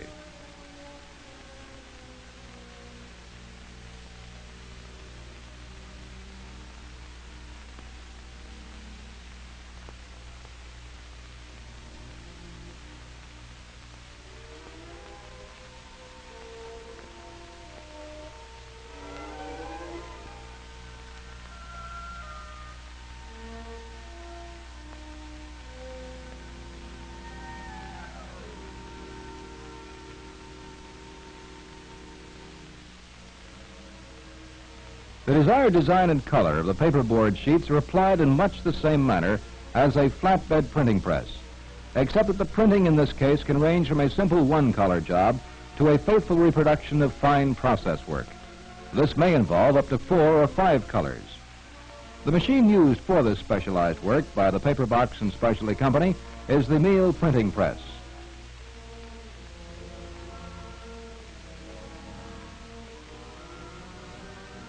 Following this operation will come the cutting and creasing process, using either the Babcock or the Platten method.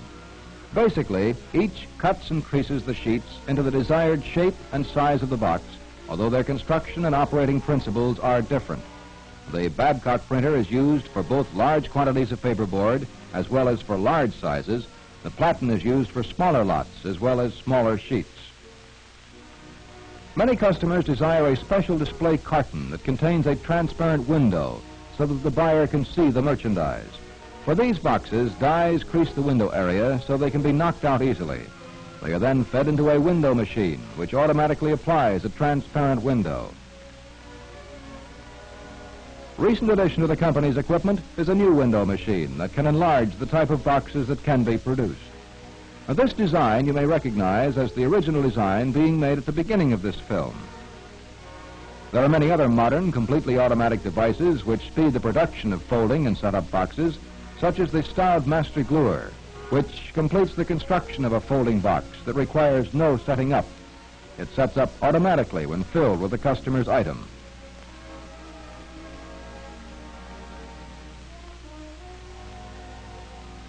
And so another day's production of scores of types of paper boxes are ready to be shipped to Paper Box and Specialty Company customers in the Midwestern area of the United States. The company's location at 1505 Sibley Court in Sheboygan has 50,000 square feet of floor space, all of fireproof construction, devoted to the manufacture of these specialized containers. The plant's huge daily output is moved either by railroad — there is a Chicago and Northwestern Railway siding serving the factory — or by truck from the loading docks.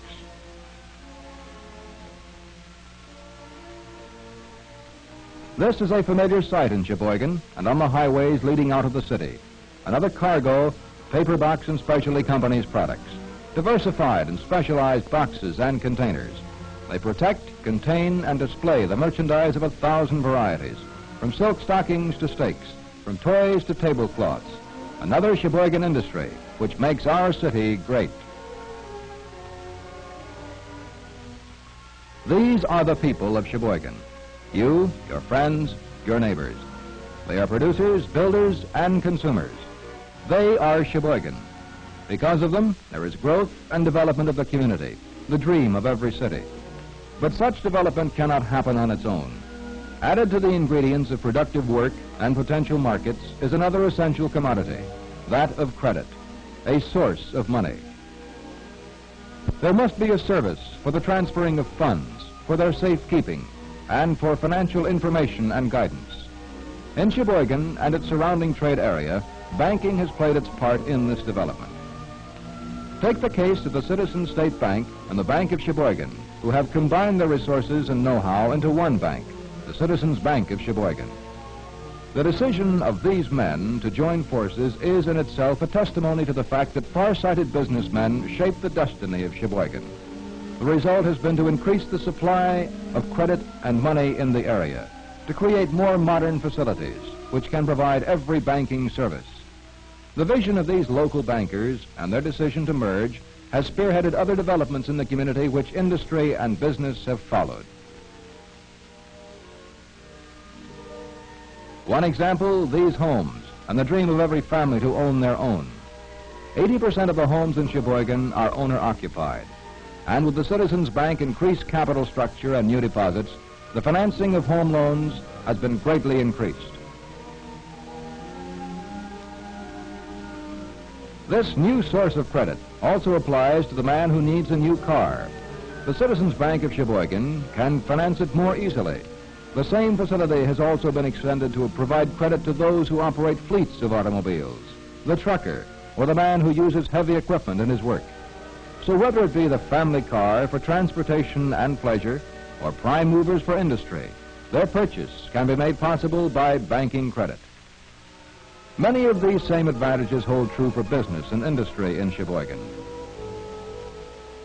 The new bank's increased loan limits will make it possible to serve the needs of more business to an even greater degree.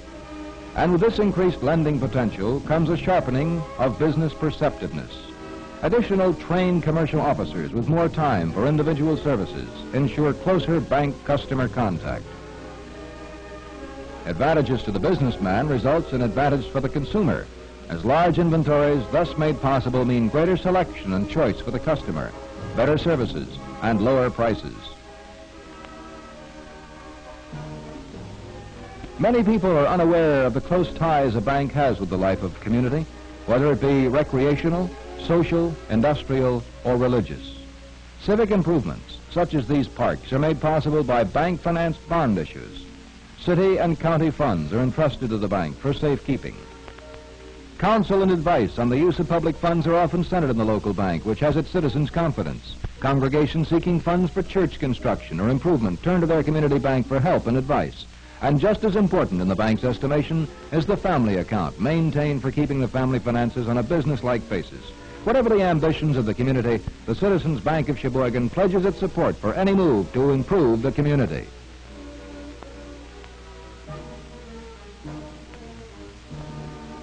A free and unfettered press is an essential ingredient in a democratic society, or in any type of government where freedom of expression and of information can help safeguard the rights of man.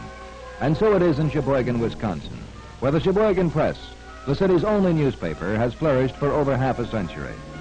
From editorial conferences such as these, held every day, come the long-range planning of the newspaper's policy, its attitude toward public affairs, both locally and nationally, and most important, how can today's edition best inform the reader of events and issues of the day? Any newspaper depends to a great extent on the telephone as the vital link between it and the community. The assignment editor has just learned of an event that has occurred, and here begins the saga of newspaperdom, the story that has begun in the mind of man. It must be conveyed to the minds of many men, the readers, through the means of metal, ink, and paper. Notified of his assignment and briefed on the initial details, the staff reporter is sent to get the facts firsthand. He confers with the policeman at the scene of the event, in this case, an accident. He checks with other eyewitnesses, makes his own observations. Time permitting, he returns to his office and assembles the facts into an orderly, concise, and accurate account of the occurrence. His story is then checked by the associate editor, which checks it for possible inaccuracies, clarity, length, writes a headline for it, and sends the copy down a chute to the first-floor composing room. The story at this point has moved from the mind of the reporter to paper. Now, it is about to be translated into metal by the linotype operator, who sets the copy into lines of metal type. 8 such machines are used at the Sheboygan Press, each setting approximately 1 column of type per hour. The columns are placed in galleys, and a paper proof is pulled from the ink type. This proof is read or checked for possible typographical errors. Any mistakes are corrected by the linotyper, and U-slugs are inserted in the galley by the compositor. Then the compositor puts the type into page form according to the principles of composition. Here begins the stereotype process by which a metal cast is made, the final printing device of the operation. A cardboard-like substance called a mat absorbs impressions from the linotype slugs. This becomes the master mold for the final casting. Now the mat is ready for the hydraulic press and the electric dryer, or mat former, which give it a cylindrical shape. Then the curved mat is placed in the stereoplate caster, in which the final metal casting is formed. Molten metal is forced into the casting box, which translates the impression of the paper mat into a curved plate or casting, which will fit the cylinders on the press.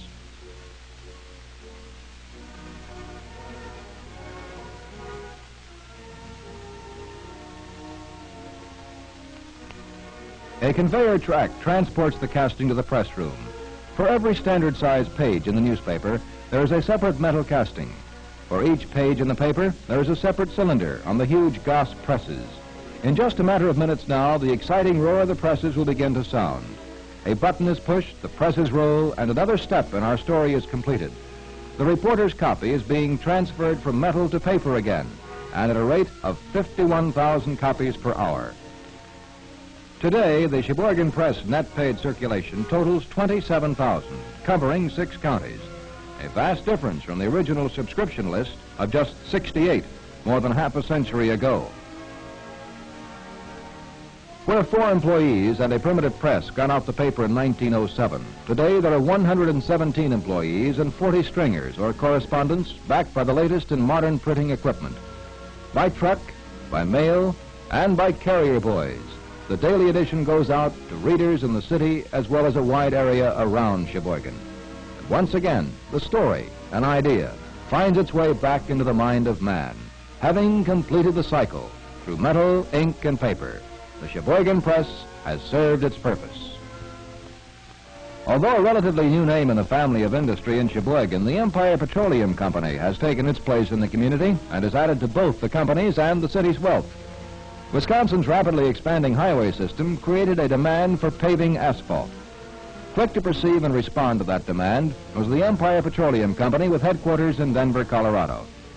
Taking over the plant facilities of the old Wisconsin Oil Refining Company in 1956, Empire began the production of asphalts by refining heavy crude oils brought in from the West. Sales shot up by the millions of dollars since the short time the asphalt plant has been in production. And they continue to climb month after month. Additional storage tanks were built to provide a 22 million gallon storage capacity, half of it devoted to asphalt. Gasoline, kerosene, and fuel oils are also produced, but they are the byproducts of the principal output, paving asphalt. Laboratory checks are maintained during all phases of production, from the time the asphaltic crude oil arrives by tank car until the finished products leave the plant for distribution. The operation at Empire is basically the same as other refineries whose principal products are gasoline and light oils. That is, the initial refining process follows the pattern of crude topping and vacuum distillation.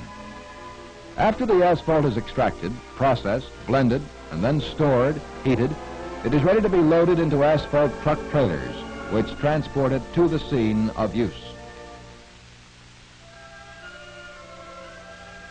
Empire Petroleum Company maintains a fleet of 10 insulated 5,000-gallon tractor trailers which deliver daily hot asphalt to highway construction projects throughout eastern and northern Wisconsin.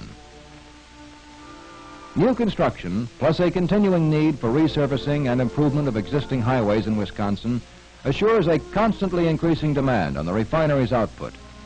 And in the long-range view of things, Empire's Sheboygan plant is considered to be depression-proof. The assumption is that in the unhappy event of a widespread business recession, the government would take steps to combat it by launching a stepped-up highway construction program. And so long as highways are built or maintained, Empire Petroleum Company's Sheboygan plant will produce the paving asphalt for the job. On this county resurfacing job, hot asphalt is delivered to the construction site in an Empire tractor trailer. There it is mixed with an aggregate which will be transported to the final destination in dump trucks. After that will come the spreading, rolling, and setting. And another Wisconsin highway will have been built, resistant to heavy traffic and cold northern winters. This, then, is the success story of the Empire Petroleum Company, which acquired and converted an existing refinery with operating losses to an up-to-date modern plant, operating now at a profit to its stockholders, its workers, the city of Sheboygan, and the state of Wisconsin. It was Empire's management's experience which perceived that the field of production of the Sheboygan plant was not in competitive high-octane gasolines. Rather, it was the manufacture of a product with a built-in market close by, Wisconsin's highways and the city streets. With renewed vigor and a confident eye to the future, Empire Petroleum Company's Sheboygan plant now refines up to 3,500 barrels of crude oil daily, 365 days of the year. Its design capacity will be able to handle 5,000 barrels of crude daily, and there is no doubt that that capacity will soon be reached. A $1 million refinery, adding to Sheboygan's wealth, well-being, and self-sufficiency.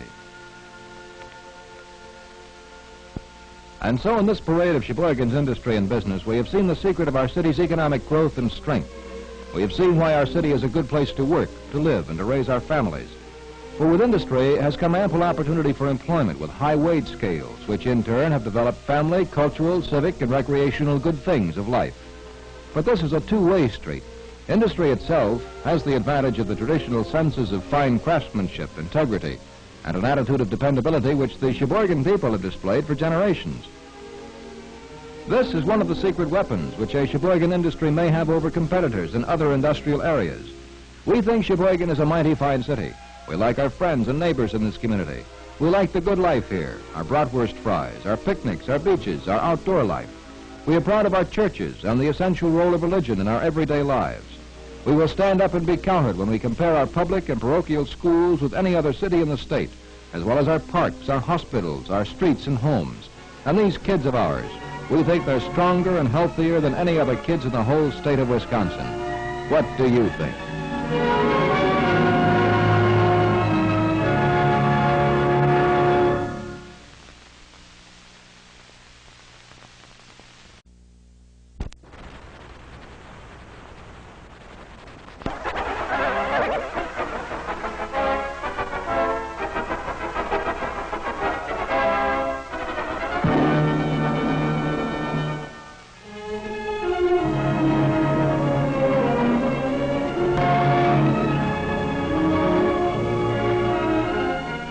One of the first things a new visitor to Sheboygan asks is, how do they keep a whole city so clean? The answer is a city cleaning department that challenges even the industrious housewives of the sparkling community in effectiveness.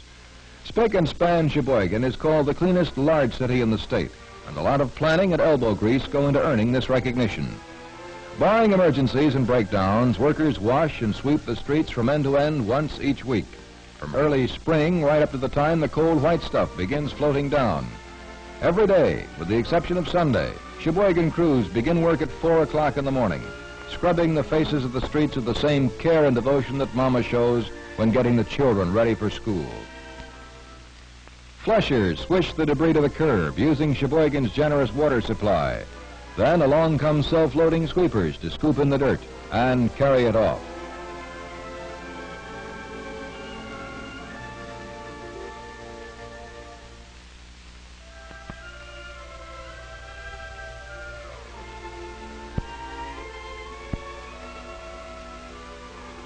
Innate pride of the community in its clean and beautiful tree-lined streets has been enhanced through the years by the hundreds of bright new houses constructed in the Sheboygan area by Quasius Brothers.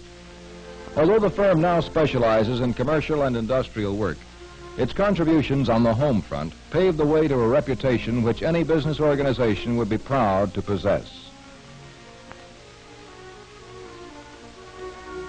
Back in 1890, George H. Quasius, Sr. founded a carpentry firm. By the time he retired in 1945, he had laid down a solid foundation on which to build an ever-growing, successful organization. Quasius Brothers is a family corporation, now operated by the founder's 7 sons and a daughter. In fact, even the grandchildren are taking an active hand in business matters. In the last 10 years, the firm has expanded into general industrial and commercial construction on a major scale. Some of the most important building projects in the Sheboygan area have the Quasius stamp of workmanship on them. One such project was the Kohler Public School and Swimming Pool, real construction artistry. The firm has also accomplished heavy construction for the Kohler Company and other industrial concerns in Sheboygan County.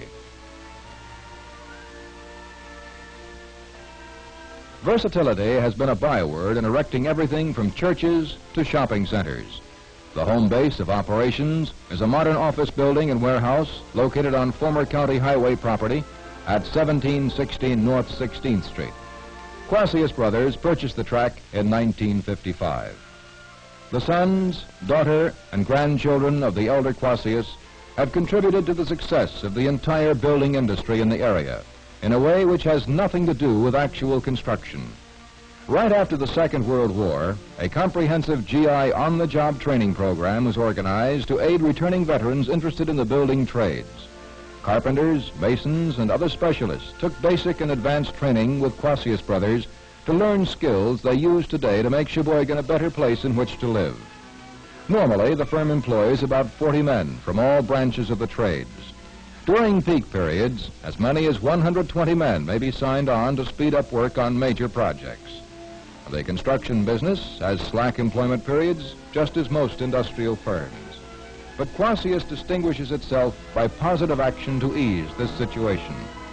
It is a policy of the company to make every attempt to initiate building projects of its own during times when there is a lull in outside contracts.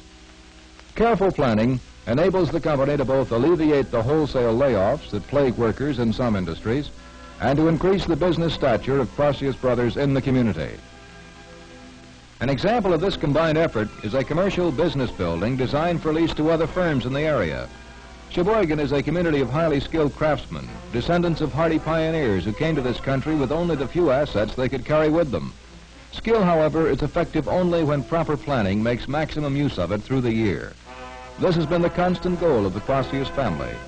Spacious Northgate, an 8-acre shopping center, is a recent and certainly spectacular Quasius addition to the retailing scene. The popular Red Owl supermarket was built by Quasius brothers with the customer's interest in mind. And sprinkled throughout the Sheboygan landscape are an impressive variety of monuments to the firm's skill. These include the Northern and Quasius apartments at 11th and 12th Streets, the U.S. Naval Armory on the South 8th Street, St. John's Evangelical Church at North 13th and Lincoln, and St. Clement's Rectory, 530 New York Avenue. Quasius Brothers Incorporated is not far removed from the pioneers who first felled Sheboygan's trees to begin a community. The firm now pioneers in making Sheboygan the best community in our fair land.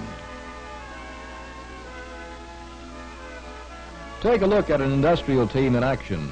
These are three of the executives who have made Sheboygan Paint Company a leader among manufacturers of industrial and architectural finishing materials. Hugo Jensen is the firm's advertising and sales promotion specialist. S.C. Nylands, a company member since 1922, is president, while I.F. Eder is appropriately dressed for his role as the firm's chief chemist. The combined experience and business wisdom of these and others among the company's personnel has made Sheboygan Paint Company a partner in the city's progress. Now, this relationship began back in 1921. A paint or varnish isn't necessarily good just because it sticks to a surface. Industry is demanding in its standards, and controlled chemists meet their demands by checking to maintain a constant flow of top-quality materials. Drawer-down tests on plate glass are made to determine drying qualities, gloss, and color. Wood samples which duplicate grades used by customers are sprayed to get actual on-the-job results of an application.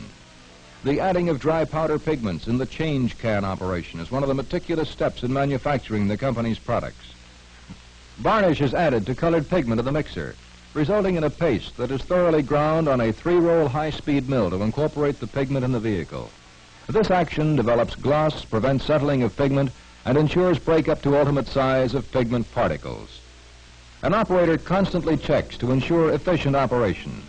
The adding of tints and resins to batches of paint are other steps in the manufacturing process. The product from the roller mills, resin, volatiles, and other ingredients are mixed by a high-speed explosion-proof agitator in a large blending tank. Large batches promote uniformity. Here, red implement enamel is drained from a 400-gallon tank for the first of 85-gallon pails. 55-gallon drums are another common container for products at the Sheboygan Paint Company. Before packaging, paints are put through final straining action to remove the occasional outsize particles which escapes the high-speed mill and agitators. Another method of grinding paint is the pebble mill treatment. The ingredients are placed in a porcelain-lined cylinder which is filled with porcelain balls. The mill is then rotated for several hours until the finished liquid is ready to be drained. Finally, the Sheboygan Paint Company's familiar label with the two painters poised for action is applied to proudly announce the high-quality product inside the container. The company has perpetuated a proud tradition during 37 years as East Central Wisconsin's only paint, varnish, enamel, and lacquer manufacturer by supplying industry with the very finest in these products. One of the chief reasons for the rapid growth of the company is its foresight in keeping abreast of the technical improvements in the paint industry. Many of these improvements have been the direct result of Sheboygan Paint Company research. If anyone were to walk between these two men right now, that person would be in for a painful surprise. They're handling a sheet of glass, a commodity that almost becomes invisible under certain conditions. The Sheboygan Glass Company is quick to point out, however, that glass is a valuable item in hundreds of visible ways. The company is a leading retailer and wholesaler of glass sheet and a manufacturer of store fronts. Costly equipment, such as this diamond edge polisher, is called into service by the company to help accomplish its many functions in the glass business. One of those functions, and a difficult one at that, is the installation of automobile windshields. With the advent of curved windshields, it became necessary to maintain a huge stock to service different makes of cars. Glass isn't easy to handle, even if the immediate mission is simply to get it out of the way. Glass sheets arrived well padded in towering crates built like the outside of a prison. This facilitates shipment to the company and movement into storage. Chain hoists are used to aid the men in guiding the crate to a position next to a series of special racks. The glass is removed and channeled into an upright position in its own nook in the partitioning. During the past 27 years, Sheboygan Glass Company has helped modernize and beautify the city by performing a glassy facelifting on the fronts of many businesses. A long-time company motto has been, "It takes a good front to succeed." Agreement with this theory has contributed to the firm's growth in the east central Wisconsin region. A woodworking branch is vital in tailoring the non-glass accessories that complete the sales unit. Door frames for commercial buildings are the principal mission of this section.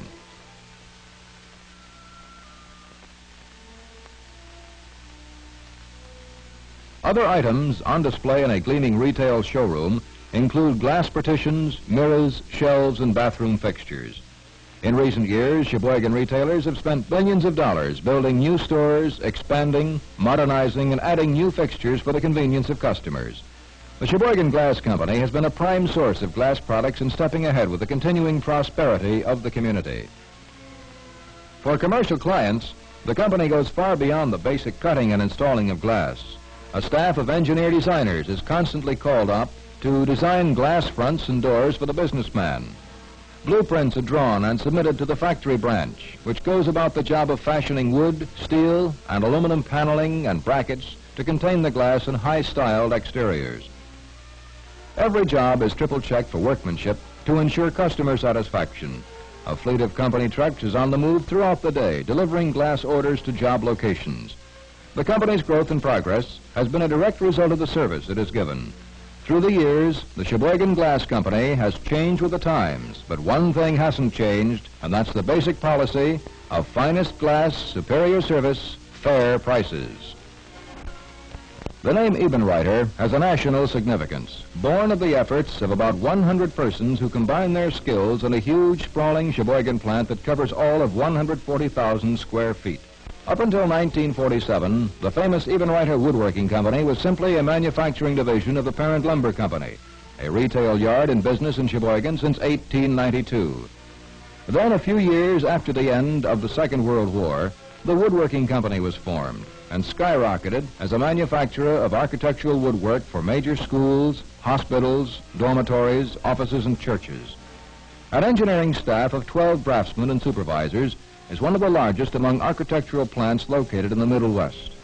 These men not only make estimates and plans for construction woodwork, but also take a hand in preparing for the manufacture of such items as wardrobe closets, desks, bookcases, library shelving, paneling, and other types of cabinet work for institutions. After a basic plan has been drawn by a draftsman, an ozalid machine is utilized to make the necessary reproductions.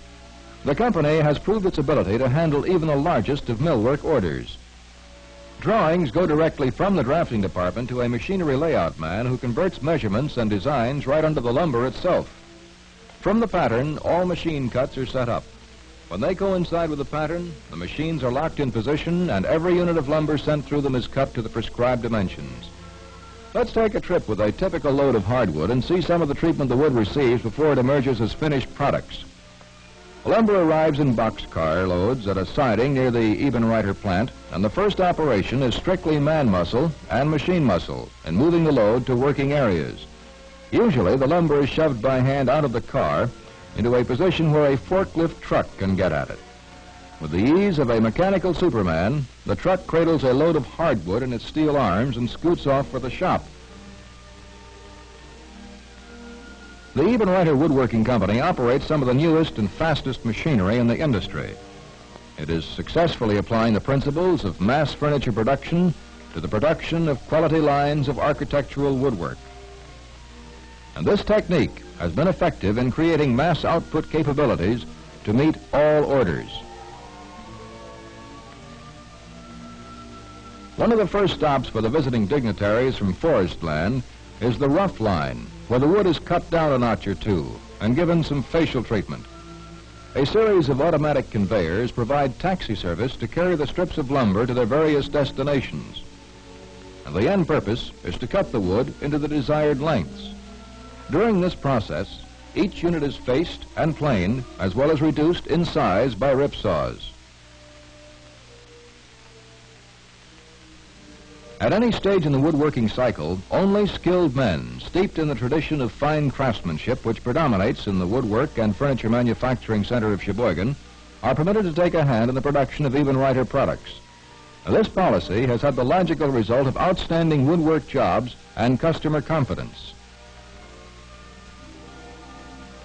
In another operation, narrow stock is measured by a steel tape visible through a magnifying glass as it travels in a device called a double-end tenoner. The machine can be opened up to cut wider stock. One of the newest and most intriguing of the Ebenreiter woodworking devices is a 3-drum sanding machine. The machine, manufactured in Sheboygan, is still another tribute to the versatility of the city's industry. The sander swallows up all kinds of wood and polishes surfaces until they feel as smooth as the family mirror. Machines such as these have made it possible for the firm to achieve mass production. On one occasion, an order came through for millwork for Kinross Air Force Base in Michigan and Southern Wisconsin Colony and Training School for delivery on approximately the same date. The order represented almost 3,000 window frames, over 100,000 lineal feet of trim, more than 2,000 doors, and several hundred cabinets for dormitories, mess and administration buildings, and classrooms. Both orders were manufactured and shipped on schedule, while work continued at a normal rate on all other contract orders. As the different furniture units are completed, they're set on a conveyor line and pushed along out of the shop. Their destination is the warehouse, where they will be prepared for shipment. Before actually leaving the shop area, each cabinet or other base unit and its integral parts are carefully inspected to make sure all work meets with quality standards. If everything is in good order, the inspector signs the completion ticket. All of the company's products are shipped directly from the factory to the job site by its own trailer trucks. Among the Ebenreiter University clients are Wisconsin, Notre Dame, Michigan State, Minnesota, Drake, Michigan, Northwestern, and Illinois. A few years ago, the firm furnished all the millwork for the richly adorned Rotary International Headquarters building in Evanston, Illinois. The structure, interior and exterior, ranks as one of the most impressive of its kind in the nation. Many hospitals, too, have climbed on the jam-packed bandwagon that sings the praises of the Ebenreiter Woodworking Company, a chip off the Sheboygan block. There's a new star on the Sheboygan horizon. New when compared with the generations-long histories of most major area industrial firms. And yet every time folks go to any one of the thousands of churches all over the United States, they come in contact with the restful spiritual atmosphere created in part by the artistic handiwork of this new organization. The R.A. Manning Company, born in 1948, is a leader in the design, engineering, and manufacture of stunning lighting fixtures for churches and institutions. The Research and Design Department constantly strives to improve illumination techniques, both in efficiency of lighting and in quality of fixture. From the largest to the smallest church, each order is handled individually to custom tailor the illumination scheme to particular needs. In the first stage, preliminary sketches are made and discussed. Once agreement is reached on the overall plan, detailed drawings are prepared and the work begins. Fixtures are designed to harmonize with the architectural decor of the church involved. The Manning Company was a pioneer in multiple circuit wiring and flexible levels of lighting for church interiors. Every space is analyzed to determine its lighting needs. The altar or chancel requires a high level of intensity to direct the attention of the worshiper to the service. This lighting must be reduced during the sermon, and the pulpit lighted to focus attention on the speaker. Light at the pews should be sufficient for easy reading during the service, but should be less intense during the sermon. Individual fixtures, as well as the circuit system, are combined to produce the desired effects. The fixtures are not only functional, but beautiful as well. Most are fashioned basically of combinations of spun aluminum, satin brass, steel, copper, and tinted glass. A metal spinning machine shapes the many circular parts that are used as reflectors and shields, as well as for decor. Rendering holes in the metal to create a design is a slow, painstaking operation. Another metalworking skill which is brought into daily use in the Manning plant is spot welding. Great care is taken to instill strength into joined sections without scarring the surface area. Holes are drilled for major structural additions. Finishes are applied in a variety of colors, including satin gold, natural bronze, antique gold and bronze, hammered gold, Swedish iron, and hammered iron. The finishes are baked in a convection oven with a clear transparent lacquer to prevent tarnishing and discoloration. If Manning designers decide that a baked flat color would be more effective in a particular interior, the paint is specially prepared. Every time a rack leaves the oven, it sets up a sparkle like a diamond. There are hundreds of individual parts of all sizes and shapes that go into the making of the company's line. Glass panels come in such rich shades as ivory opalescent, light amber seeded, light amber cathedral, and white opal. The company works directly with metal, glass, and paint suppliers to develop materials for use on an array of breathtaking original fixtures. In the Sheboygan area, Manning installations have been made at St. Clement's Church, Zion Reformed Church, and St. John's Church. Church construction is undergoing a change in architectural style keyed to today's modern techniques. The R.C. Manning Company, with its I-Easy products, will light the way. According to Greek legend, a mythical bird called the phoenix was born out of fire. In 1875, a Sheboygan furniture company, rising out of the ashes of a disastrous fire, took on the name Phoenix, as a symbol of its will to fly high and strong despite all obstacles. In all the years that have passed, the Phoenix Chair Company has lived up to its name, never once ceasing operations, to become one of the greatest firms in its field. Approximately 800,000 feet of lumber are available in company yards at all times, divided between northern hard maple and northern elm. The yard lumber is air-dried for 6 months to a year, depending on the thickness of wood, and then moved by Ross hydraulic lift to processing apparatus in the factory. Each piece is treated to relieve stresses, and a moisture content of 6% is built up.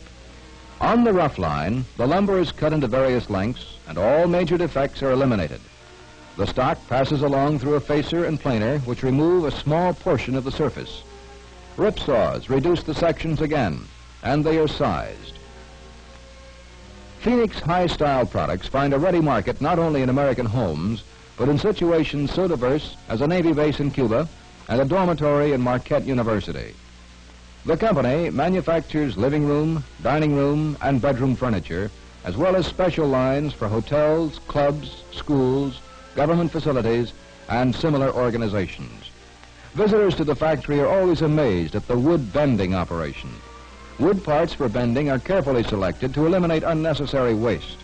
The parts are steamed in low-pressure retorts for 30 minutes, then placed in hydraulic presses. Live steam passes through steel chambers in the presses as the wood is forming. A temperature of about 200 degrees is maintained to dry wood parts and hold the curved or bent shapes. Depending upon size and thickness, the shaped wood parts remain in the presses for up to 2.5 hours. Before wood can be shaped as radically as the pieces you have seen, precise studies must be made of stress qualities and a formula drawn up to establish pressure limits, steaming needs, and temperature requirements.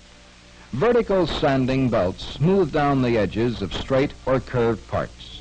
Coarse grit and fine grit belts are used with great skill. After polish sanding on the vertical belt units, the wood parts are sub-assembled with the best-known types of glue. Glue development, too, has come a long way in recent years to provide the furniture industry with powerful aids in joining parts. It is a tribute to Phoenix policy that only the best in allied materials contribute to the manufacture of the company's finished articles. Chairs are erected or completely assembled by use of air presses. In the next operation, corner blocks are glued and screwed into the corners of the frame to ensure maximum stability. This method is considered superior in introducing sufficient rigid strength to the joined parts. The screws are started by hand and then driven home by a power driver for accuracy and speed.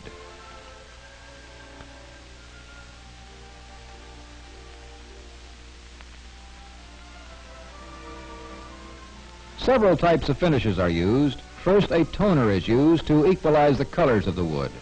Additional spray coats are stain, sealer, shading, and several coats of lacquer.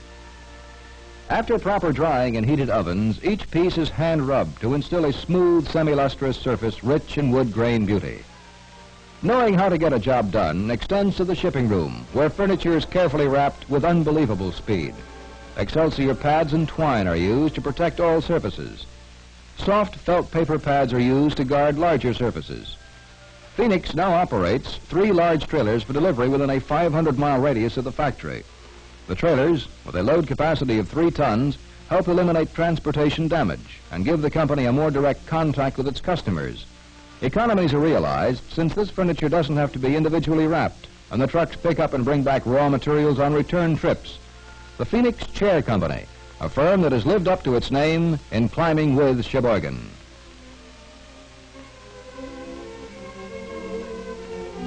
Sheboygan industry gives employment and a way of life to its people that few cities of similar size have ever enjoyed. From busy plants, products stream to buyers in every state of the Union, and to others in Europe, Africa, Central America, South America, Australia, and the Orient. Sheboygan represents one of the heaviest industrial concentrations in Wisconsin, and the success of its products is reflected by the bright new homes and happy family lives that flourish throughout the area. Sheboygan County, in fact, ranks 3rd among Wisconsin counties in total number of manufacturing plants. Generally, today's picture is one of diversification, with many small and medium-sized plants turning out a variety of merchandise. In spite of some comments which reflect concern over inflation, market slumps, government cancellations, and the like, the overall picture is extremely bright. Sheboygan people like their city. More than 80% of them own their own homes. All are responsible citizens who have made Sheboygan a clean city, a city which provides outstanding schools, a city with an excellent park system, a city in which religion plays an important role in community life. Lake Michigan has contributed an unlimited water supply and a temperate climate. Even the youngsters, such as this little lady, take pleasure in the good things in life in the city of Elms. And whopping big fish can be taken from area lakes, as well as from thriving fish markets. Maybe the old adage about someplace being a good place to live has been used too many times by too many towns. The proof lies with the people, in their attractive homes, good schools, and beautiful churches. Time after time, persons who have left Sheboygan in the belief that greener pastures might be found elsewhere have returned to make their permanent home.